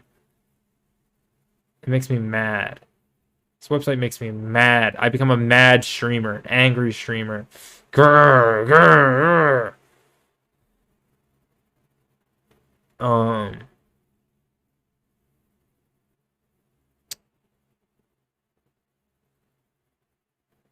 Alright, SpringSharp. Absent-minded streamer forgets to design boat. So if we go to armor, should probably put like a 13.5 inch belt. Maybe even as high as 14 inch.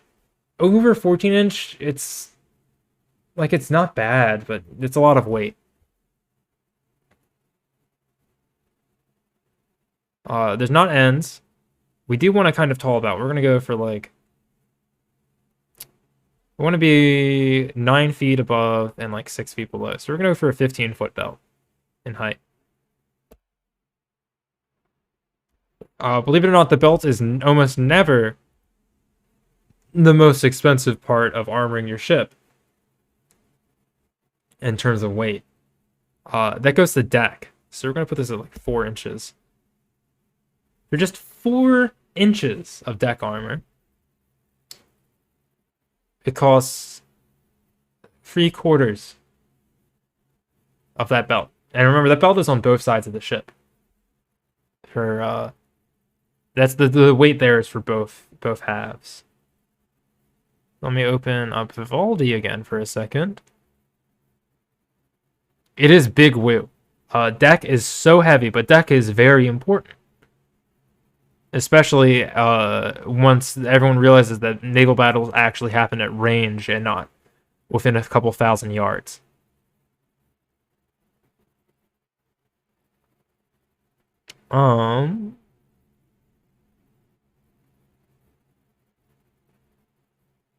Yeah, not necessarily like for the purpose of plunging fire, but plunging fire becomes a consideration much more than it was before.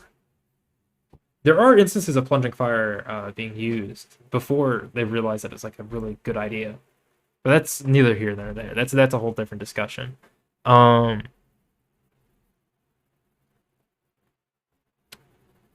So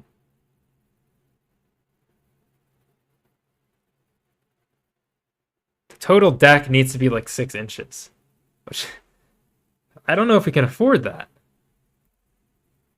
We can barely afford a 6-inch deck.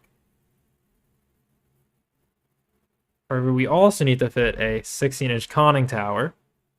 So you can see now we're at 9.9 instead of 1. And we should also, like intentionally, or hey, let's just shoot at them at max effective range. For when it became like an actual thing that was like a consideration, which is like around like the middle of World War One. They realized that's like an actual thing that has to happen at some point. Want to become famous? I'm sorry, Hamtaro, but I don't. Don't click that. I'm gonna ban him for reason penis.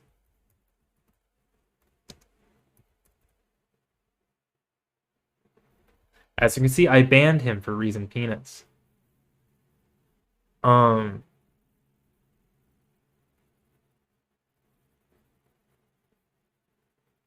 It's just that simple, folks. I could have become famous. Oh no, I shouldn't have banned him. I should have clicked the link. I got those bots on my first stream, actually. I'm pretty sure. The VODs are lost, so I can't tell you for sure, and I'm fairly confident that I had them early on. So something I need to change is that I need to make the face shields 18 inches. Face shields cost like nothing, so which is kind of weird. The other parts of the turret cost a lot more. This 13 inch is going to be like a technical average. It's going to be like 14 above deck and like 12.5 below deck. Don't worry about that. I'm not doing that math. So something's got to change. Something's got to change. I'm going to make it big. I'm going to be a big shot all on my own.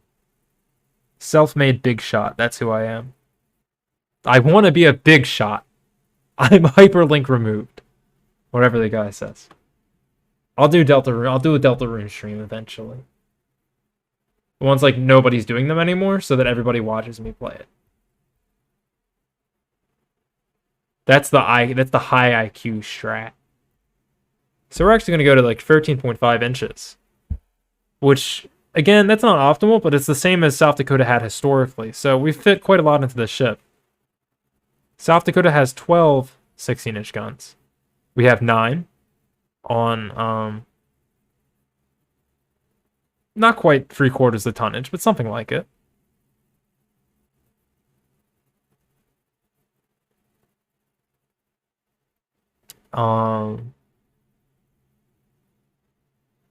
There's not that many other changes that we actually need to. The ship actually turned out really good.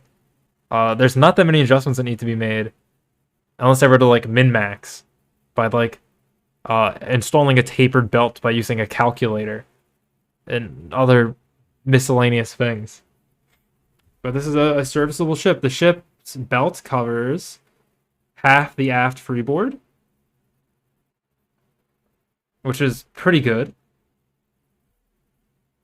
That's generally what you want to aim for most of the time. So 2 9-inch 9-foot decks, and then a third 10-foot deck forward, and then all the stuff up top. Yeah, that turned out real good. Let's see, what am I gonna do here? What am I gonna do here?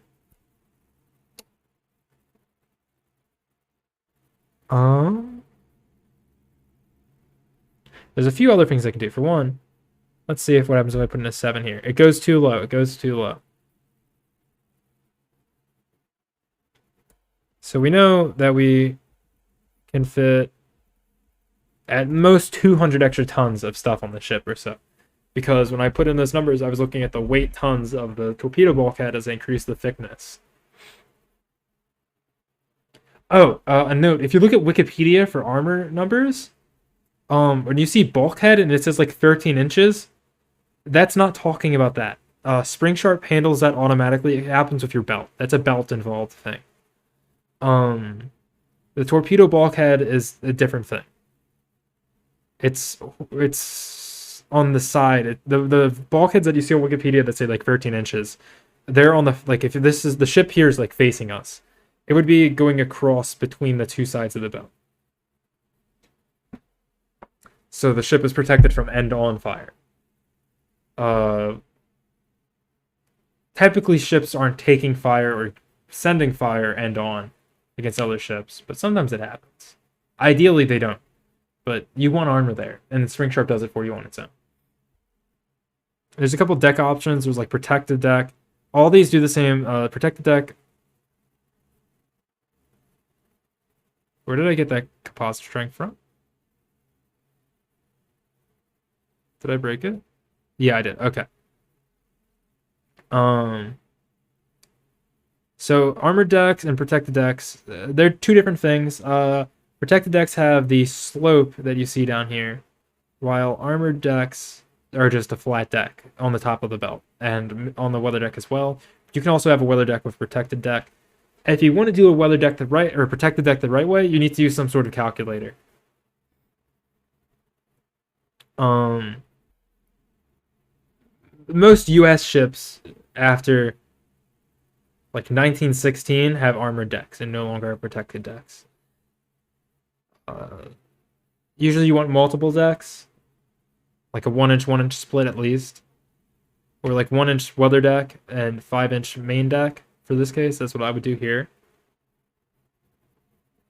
So we're gonna go to weapons, and there's also this thing called miscellaneous weight, or misc weight, and that's like stuff like you would include for like planes and stuff that like are in a hangar on the deck, or like a catapults, because that's heavy stuff. But in this case, we're just gonna put like 50 tons above deck for cranes, and it still works. Also, does South Dakota have torpedoes? I believe it does, but it does. It has 2 tubes, so we're gonna install torpedoes. And luckily, let me pull up NavWeps onto the screen again. And we click weapons. We scroll down, we see torpedoes. We click United States. Pre-World War II. And we want to get rid of all these 18-inch and 14.2-inch torpedoes from the 1800s. Because this isn't what we want. We want the latest design torpedo that's used on surface ships. Which gives us the I think there's probably one from the 1910s.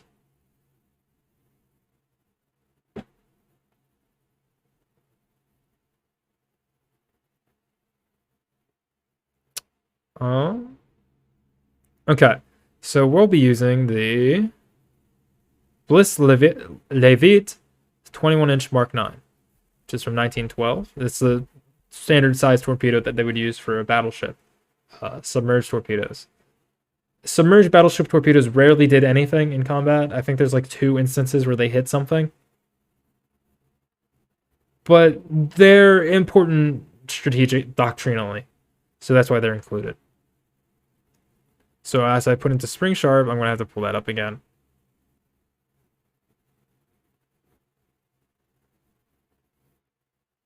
We're going to put in the stats for it, and those...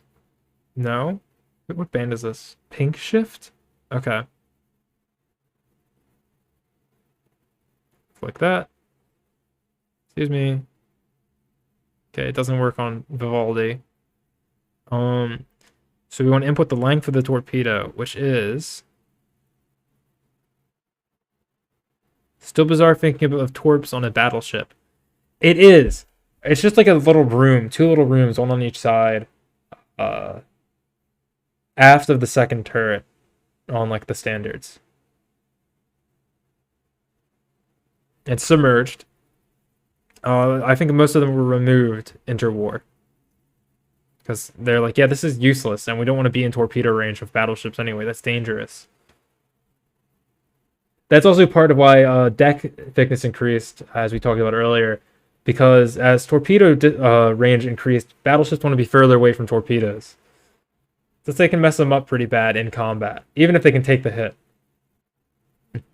You still don't want to get hit by a torpedo.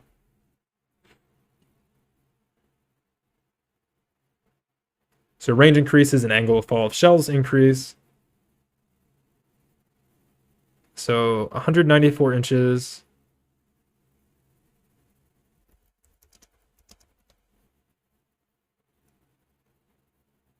(16.16667 feet). Okay.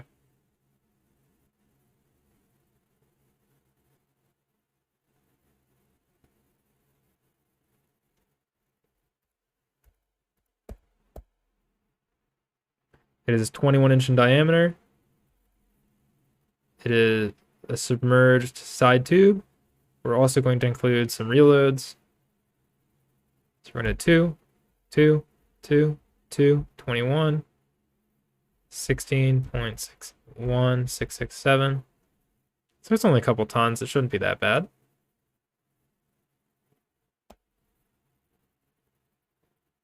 We're going to adjust the freeboard real quick because I have a little bug in SpringSharp. Yep, it fits. However, we're going to have to increase the beam between bulkheads slightly. Not that bad, not that big a deal. So we can increase it by 2 inches maybe? 74.875. Still fits. So that's basically all the features that you really need on a 1922 American battleship. They didn't really have aircraft yet on the ships. There's other ways that we can improve this. We could increase the drought, which should help a number of qualities, but that's okay. So the ship is more or less done. Hi, Chalk New. We basically just wrapped up designing the ship, but I can do some other boat stuff after. I'm totally comfy with that. Like, if you guys want to watch me play like World of Warships or something, I'll play World of Warships for a little bit. Actually, I should probably not do that now that I think about it, because I do have homework. But I really wanted to show you guys something that I like to do a lot, hobby of mine, an interest. I've been told that I should probably do this more. So, I thought I should. I thought I should. How are you doing tonight, Chalk New? So, since the ship is basically done now, I'm going to click this real quick so you don't see my file structure. Just in case. Because I'm going to save as.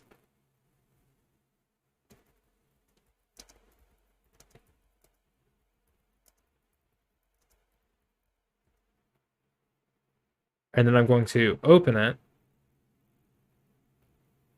I don't totally trust OBS. Please understand.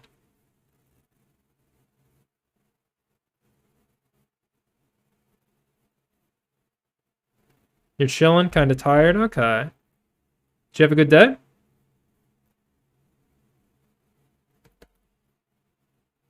Okay, everything works. Yep. Yep. Okay. So now I can show you guys this again.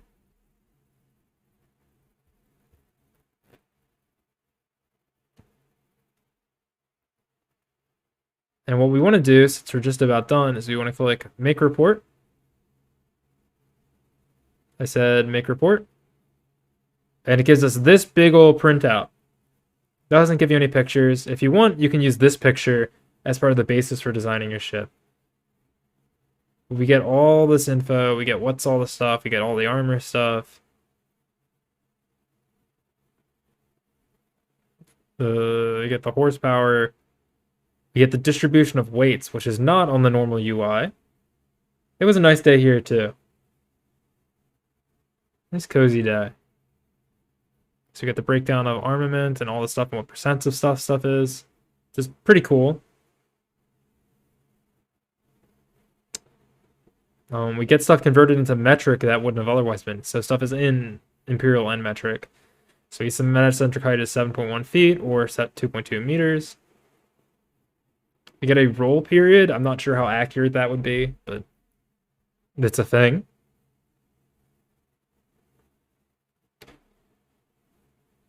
Yes. So what I'm going to do is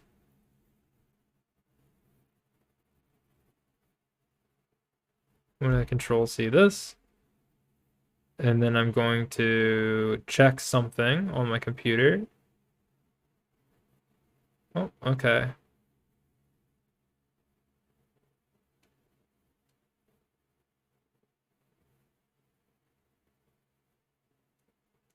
So I need to go into Vivaldi. And then I'm going to type in pastebin.com.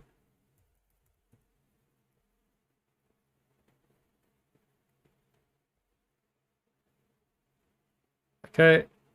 Am I signed in as a guest? I am a guest. Okay. Oh, excuse me, OBS. So we don't actually need SpringSharp anymore. We are done with that. The design process is finished. So the next step of boating is writing up the paste bin.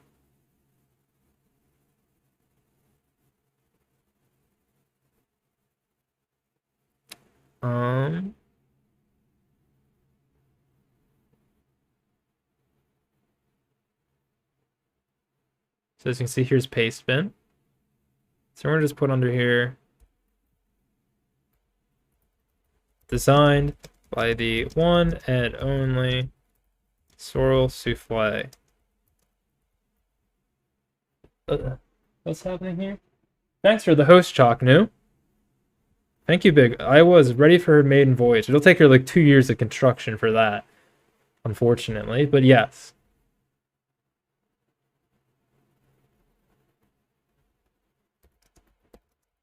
On the date of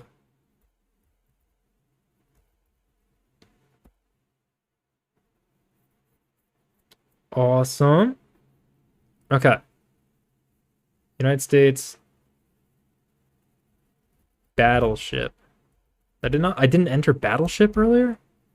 I know, RMI sounds wonderful. The host sounds good. I don't get it enough because usually people don't host. A lot of streamers don't have the host notification on either in Streamlabs. But I do. I put a sound to most things. I don't think I put a sound to bits. But I don't even think I can get bits yet, so.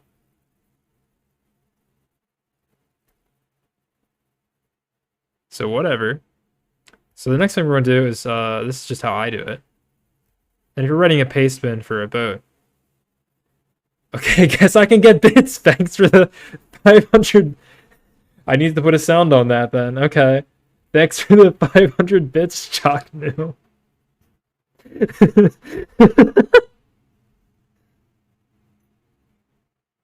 Thanks, bro.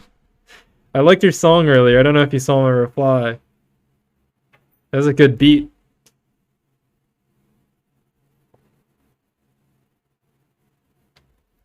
So I'm linking all the gun pages. Do I get a copy if I click this? On Chrome, it makes it the URL. No.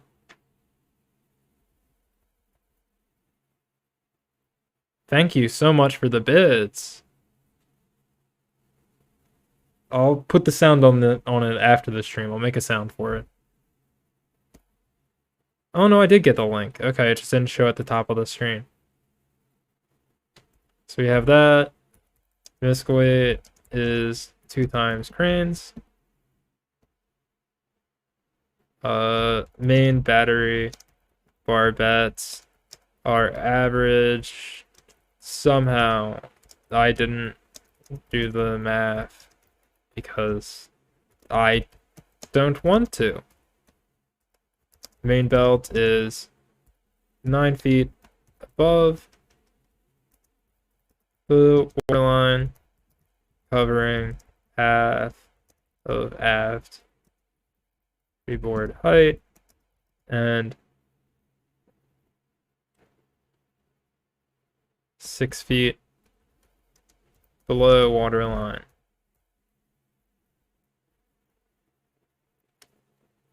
Is there anything else that I would have had to do math for? Oh, yes.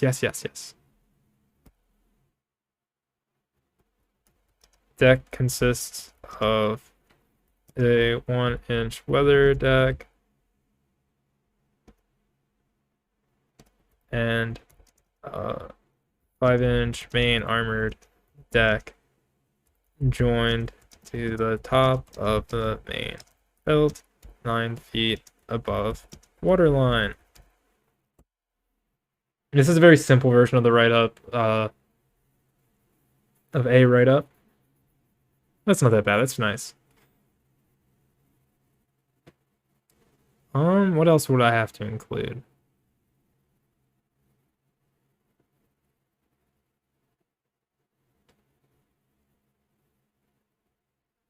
See, let's just put my Twitch in there.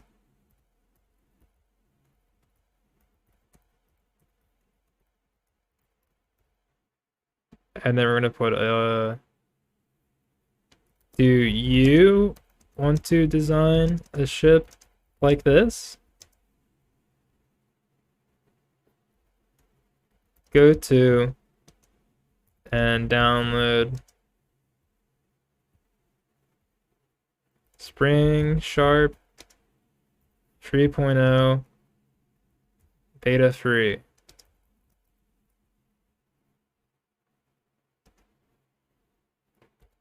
Make sure to share with me at Twitter at https://www.twitter.com/Sorrel Souffle.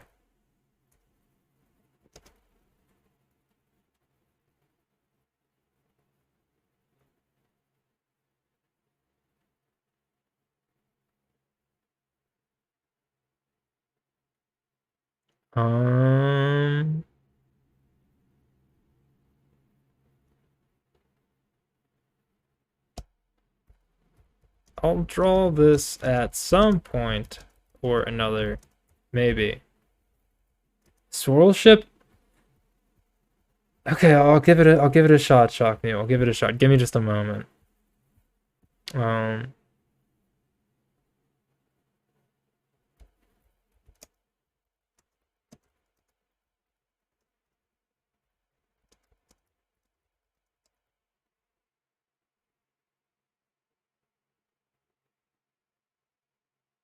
It's my YouTube again.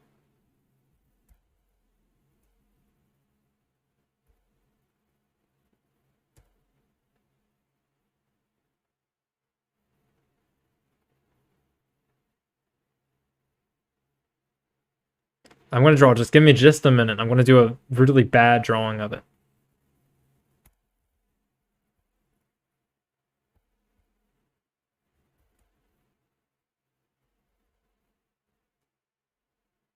ADHD fueled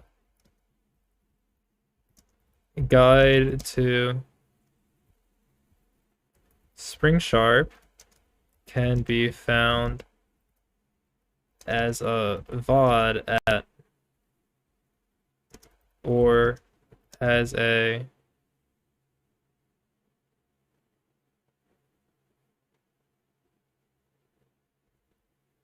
VOD on my Twitch channel if it's within 2 weeks of airing. Cool.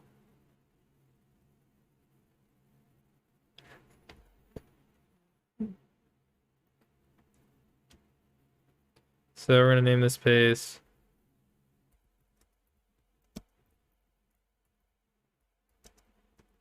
US BB Iowa by Sorrel Souffle. I don't think there's anything else to change about this paste bin, so. Oh. With the Washington Naval Treaty. And it fits in the Panama Canal. Okay.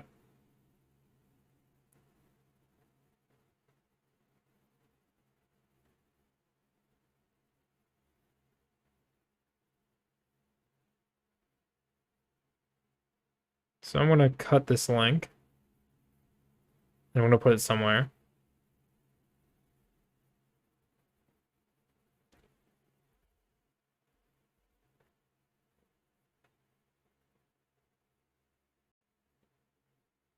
Okay. So you wanted the Sorrel ship. So I'm gonna click this.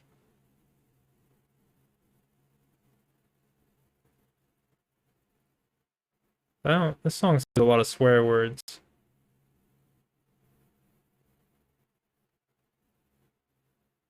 Can't go back.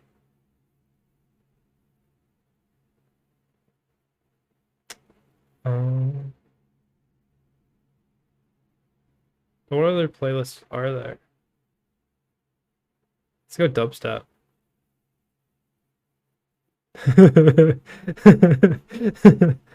um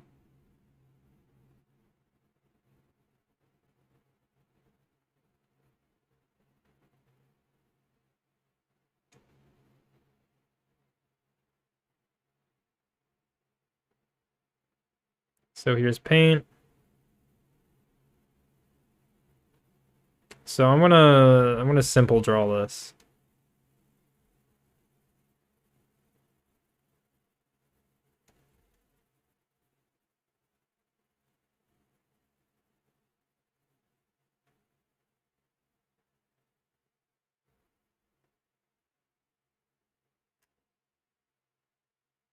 We're gonna dubstep it out, bro.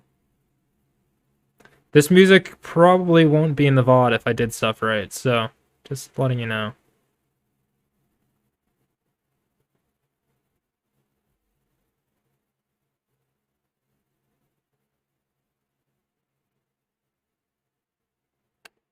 Cool.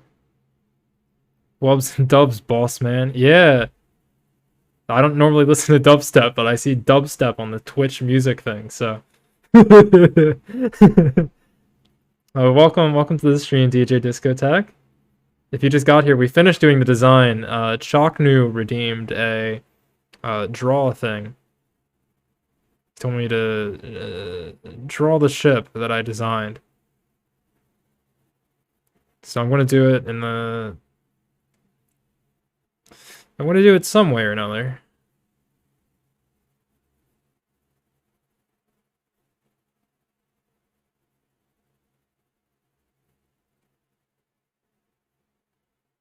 Congrats on the immaculate dub, boss man.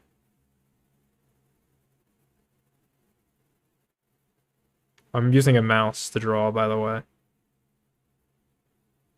Hope you don't mind.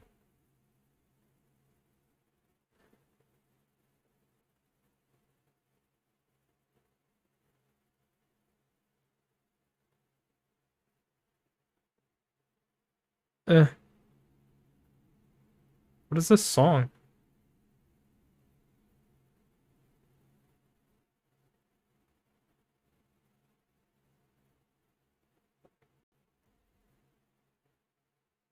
Am I forklift certified? Dude. I might be. I'm not sure. Probably not. This isn't really a forklift job.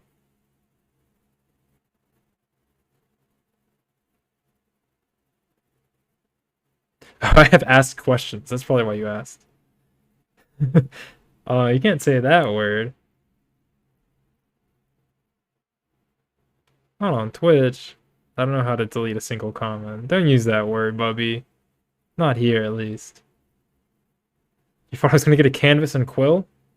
I think you might be talking to the wrong streamer. That's a Tropos thing. That's not my thing. Oh, okay. You have a pass. Okay, you get a pass this time. Okay. Okay, friend.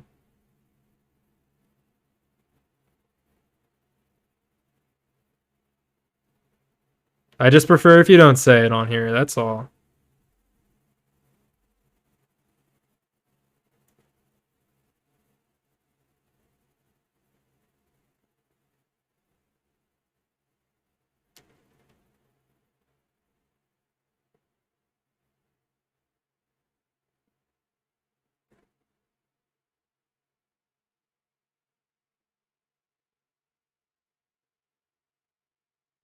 R nice.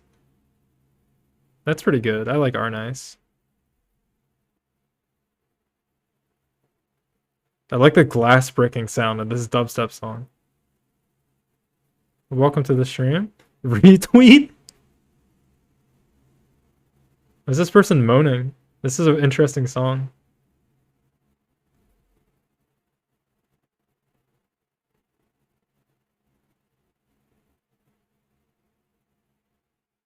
So Cage Mass, a little bit out of style by this point, but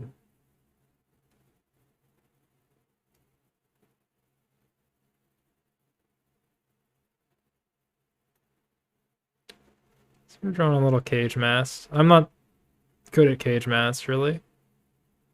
Kind of looks like a basketball when I draw it like this.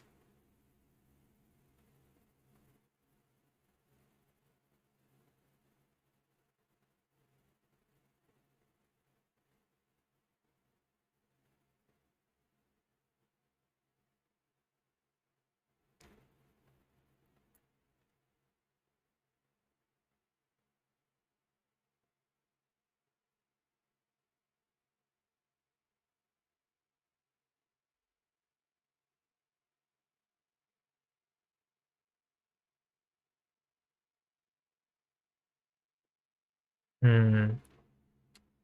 So it's 14. Okay.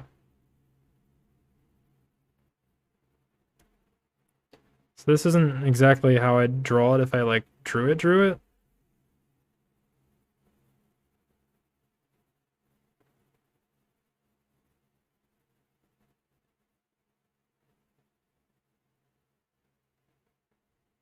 Oh, it was almost perfect too.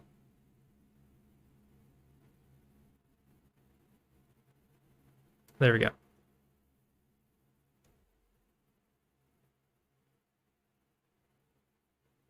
It looks too much like a butt. Let me get rid of that. There we go.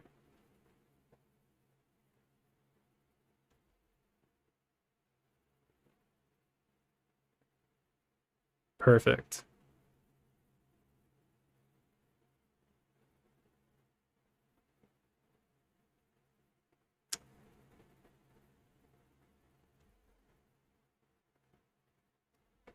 Um,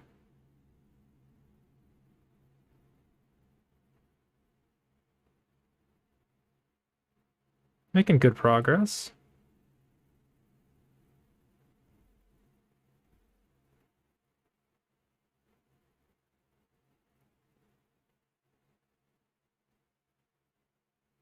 But welcome to the channel, Entoma.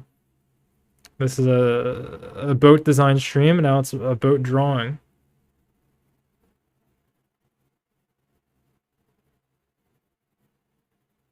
I'm Sorrel, the ship tuber, bro.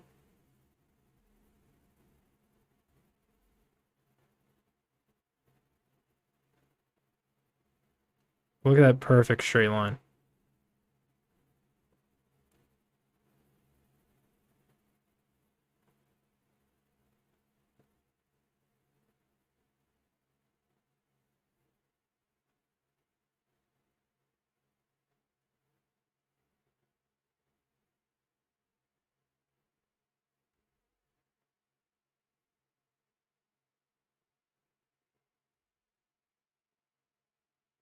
Eh, eh, eh. Okay, now we got to color it, which will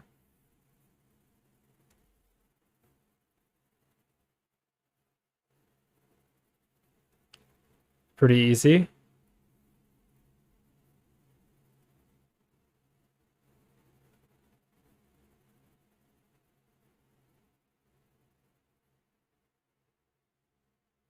Not really close to any color. I guess it's closest to blue.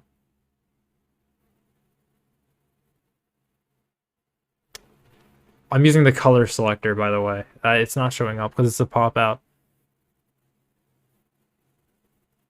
That's close to the color I normally use.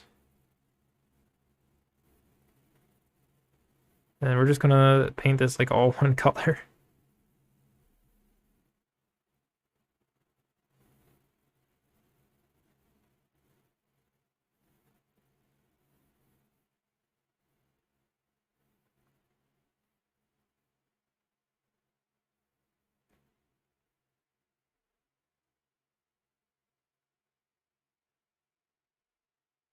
There we go. Let's draw some ocean, bro.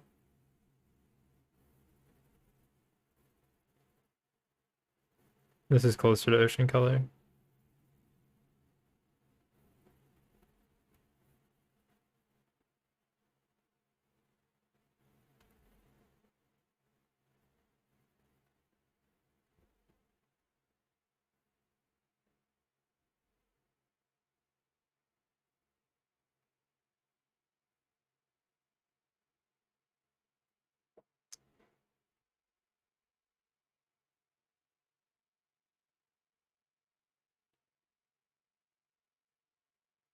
So we're gonna get a lighter color to make a.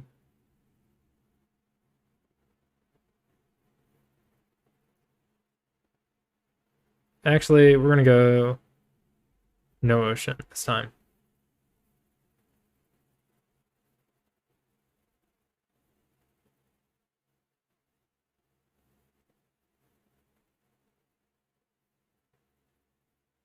How do I feel about that shock now? How do you feel about this?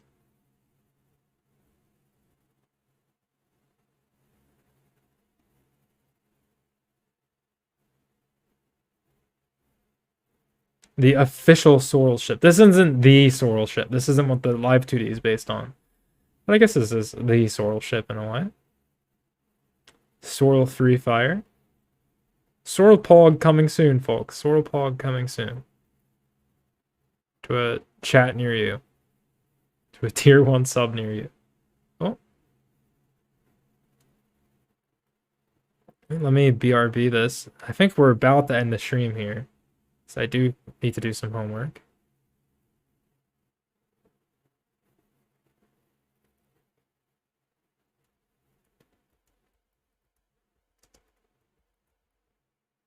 Whoa. Thank you for dropping the gift sub, Chocnu. Thank you so much. USS Sorrel. This is Iowa. Well, this can be also USS Sorrel. I'll put that on the thing too. The T1 sub near you. It'll be a little bit longer until the emote can drop. I'm not telling. I don't want you to drop like 6 gift subs. Please don't drop 6 gift subs. Please don't. It's just once you get to 15, that's when you can get another emote slot. And that's what I plan on doing with it. But thank you for dropping that gift sub. Thank you so much.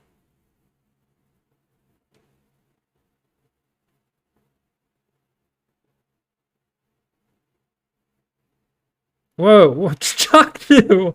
Oh my god.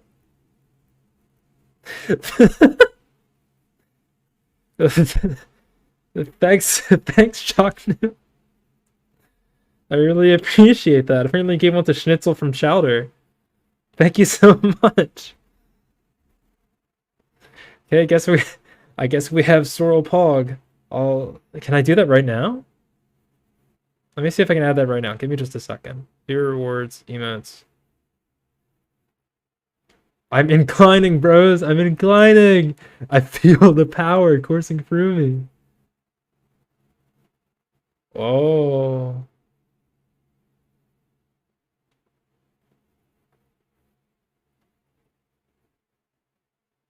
All right. I just added it. I don't know if it appears immediately. It's already accepted. I already added it to the library. So. Oh no, it isn't appearing yet. But maybe you need to refresh. I'm not sure. You might need to refresh.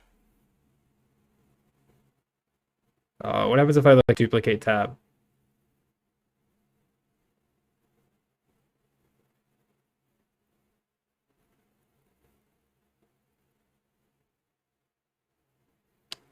Yep, there it is. Okay, Sorrel Pog is in the chat. Awesome. We have the Pog champ. We have the Pog champ. And thank you so much, Chalknew. You are very based. Big thank you.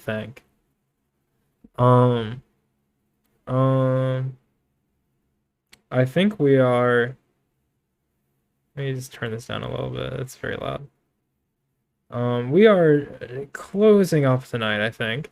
I have the picture saved. I'll go back to paint now. So we are just about done. Thank you for unlocking Sorrel Pog. But I told you not to. Don't ever tell Chalknew not to do something, chat. Well, I'm at 110 followers, too. That's crazy. So let me turn off this music since we're at the end of the stream, I think. Let me get this out of here. Get it out of here. Get it out of here. So this is the end of the stream. I'm Sorrel Souffle, the #1 ship dude on Twitch. I don't think that many people have done SpringSharp on Twitch before. I'm probably one of the first, if you think about it, most likely. If anyone finds someone who did it on Twitch before me, my DMs are open. Send me the link to the VOD anytime. Well, I'll roll the 110. I'll roll the 110 into the affiliate party on Friday at 9:30 p.m. EST, October 1st, Friday. which is also going to kind of be the 100 follower celebration too. Ship design celebration stream. I could do another ship design stream. Maybe I'll do a cruiser next time. That's not a bad idea, Shock Me. I like that. Let me write that down. Let me write that down. Ship design cruiser stream. Because cruisers are designed a bit different than slow battleships. As it turns out. They're quite a bit different. And there's some other stuff I didn't get into that I could probably get into next time.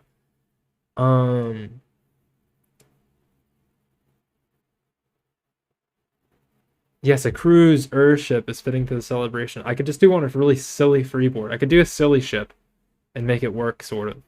A Tropa. That's you gave me that idea. So what else is there to say? What else is there to say? Be there on Friday. What is my schedule? Let me look at my schedule. Please don't open up over there. I don't want you to open up over there. You opened up over there. Okay, well, it didn't appear on stream, I don't think. So we should be good. We should be good. Yeah, we're good. Nope, it's not in that folder. Use this channel on your resume to become an actual warship engineer. I'd have to actually learn. I'd have to learn the math that this does for me if I wanted to do that. Unfortunately, as much as I'd like to, saved pictures, temp, schedule.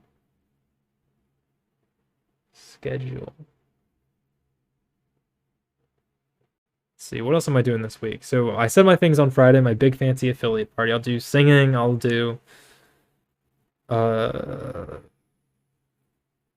do a boat battle story time. I'm going to do some other stuff. I wrote down all the stuff I'm doing.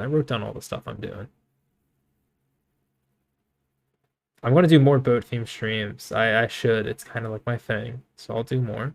So on Thursday, we're doing War Thunder Part 2 at 9:30 p.m. And on Saturday, we're doing Genshin Impact again at the same time. So we got a good block of streams. Good block of streams. Genshin's going to be clunky. It's very clunky for me to stream, in my opinion. War Thunder is going to be awesome. I think that's one of the better things that was one of my better streams in general. That 6-hour stream. Next Friday, I believe I'll be streaming with Atropa. That'll be neat. We're going to be talking about history stuff. It's going to be epic. I don't know what else is next week. Next week is going to be kind of a mess in general, but aside from that.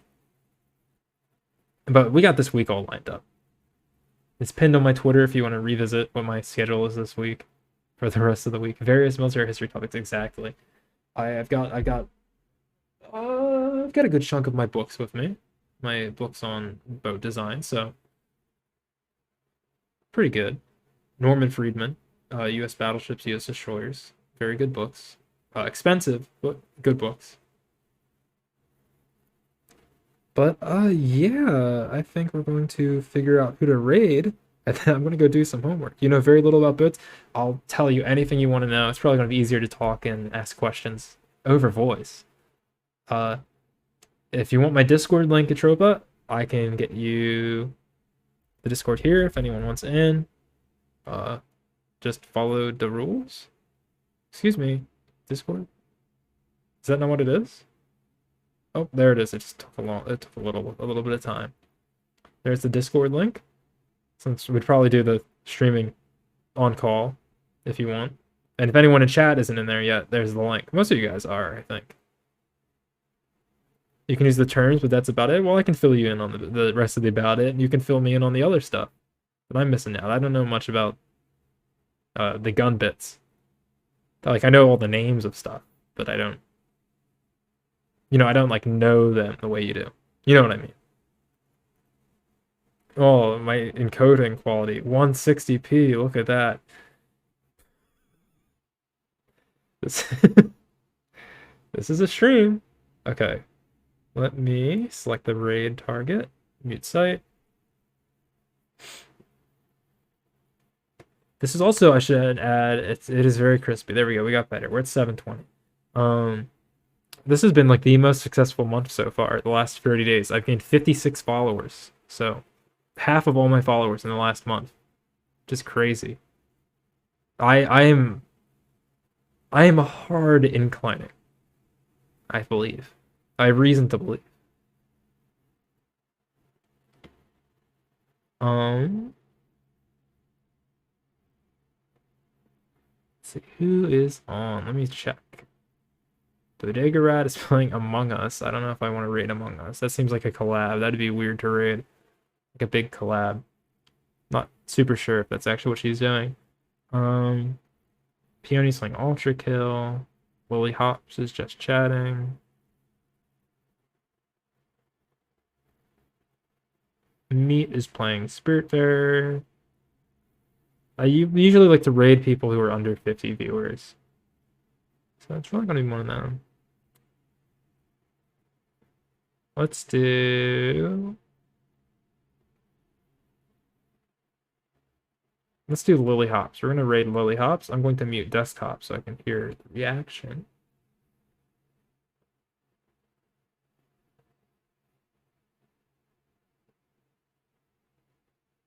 Oh, she's not live yet. Okay. I think.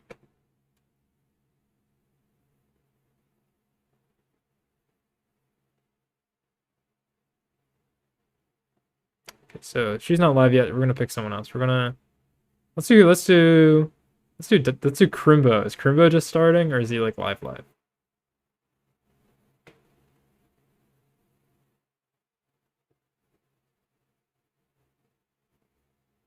He's just starting up too. Everyone's starting up right now. Okay, well, let's do Crimbo. And we're gonna say We're gonna say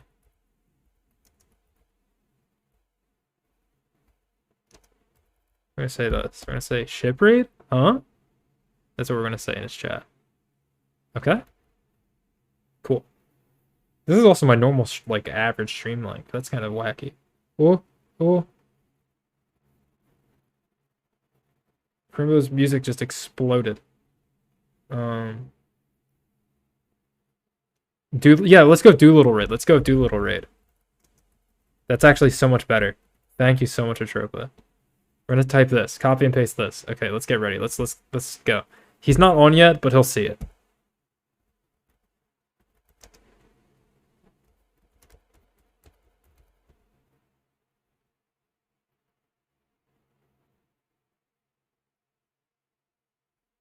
All right, everybody. Thanks for being here. Thanks for sticking around. Everyone who was here like the entire time. Thanks so much. Thanks to Chocnu for all the gifts. Thank you so much, everybody, for being here. I appreciate you guys sticking with me. This is a really successful stream, so I'm happy that you guys came to my special little thing that I like doing. My little hobby. Makes me real happy. Makes me happy boy. And make sure if you receive the gift sub or our sub, to use some of those in Crimbo's chat too. All right, let's raid. Let's raid now. Good night, everyone.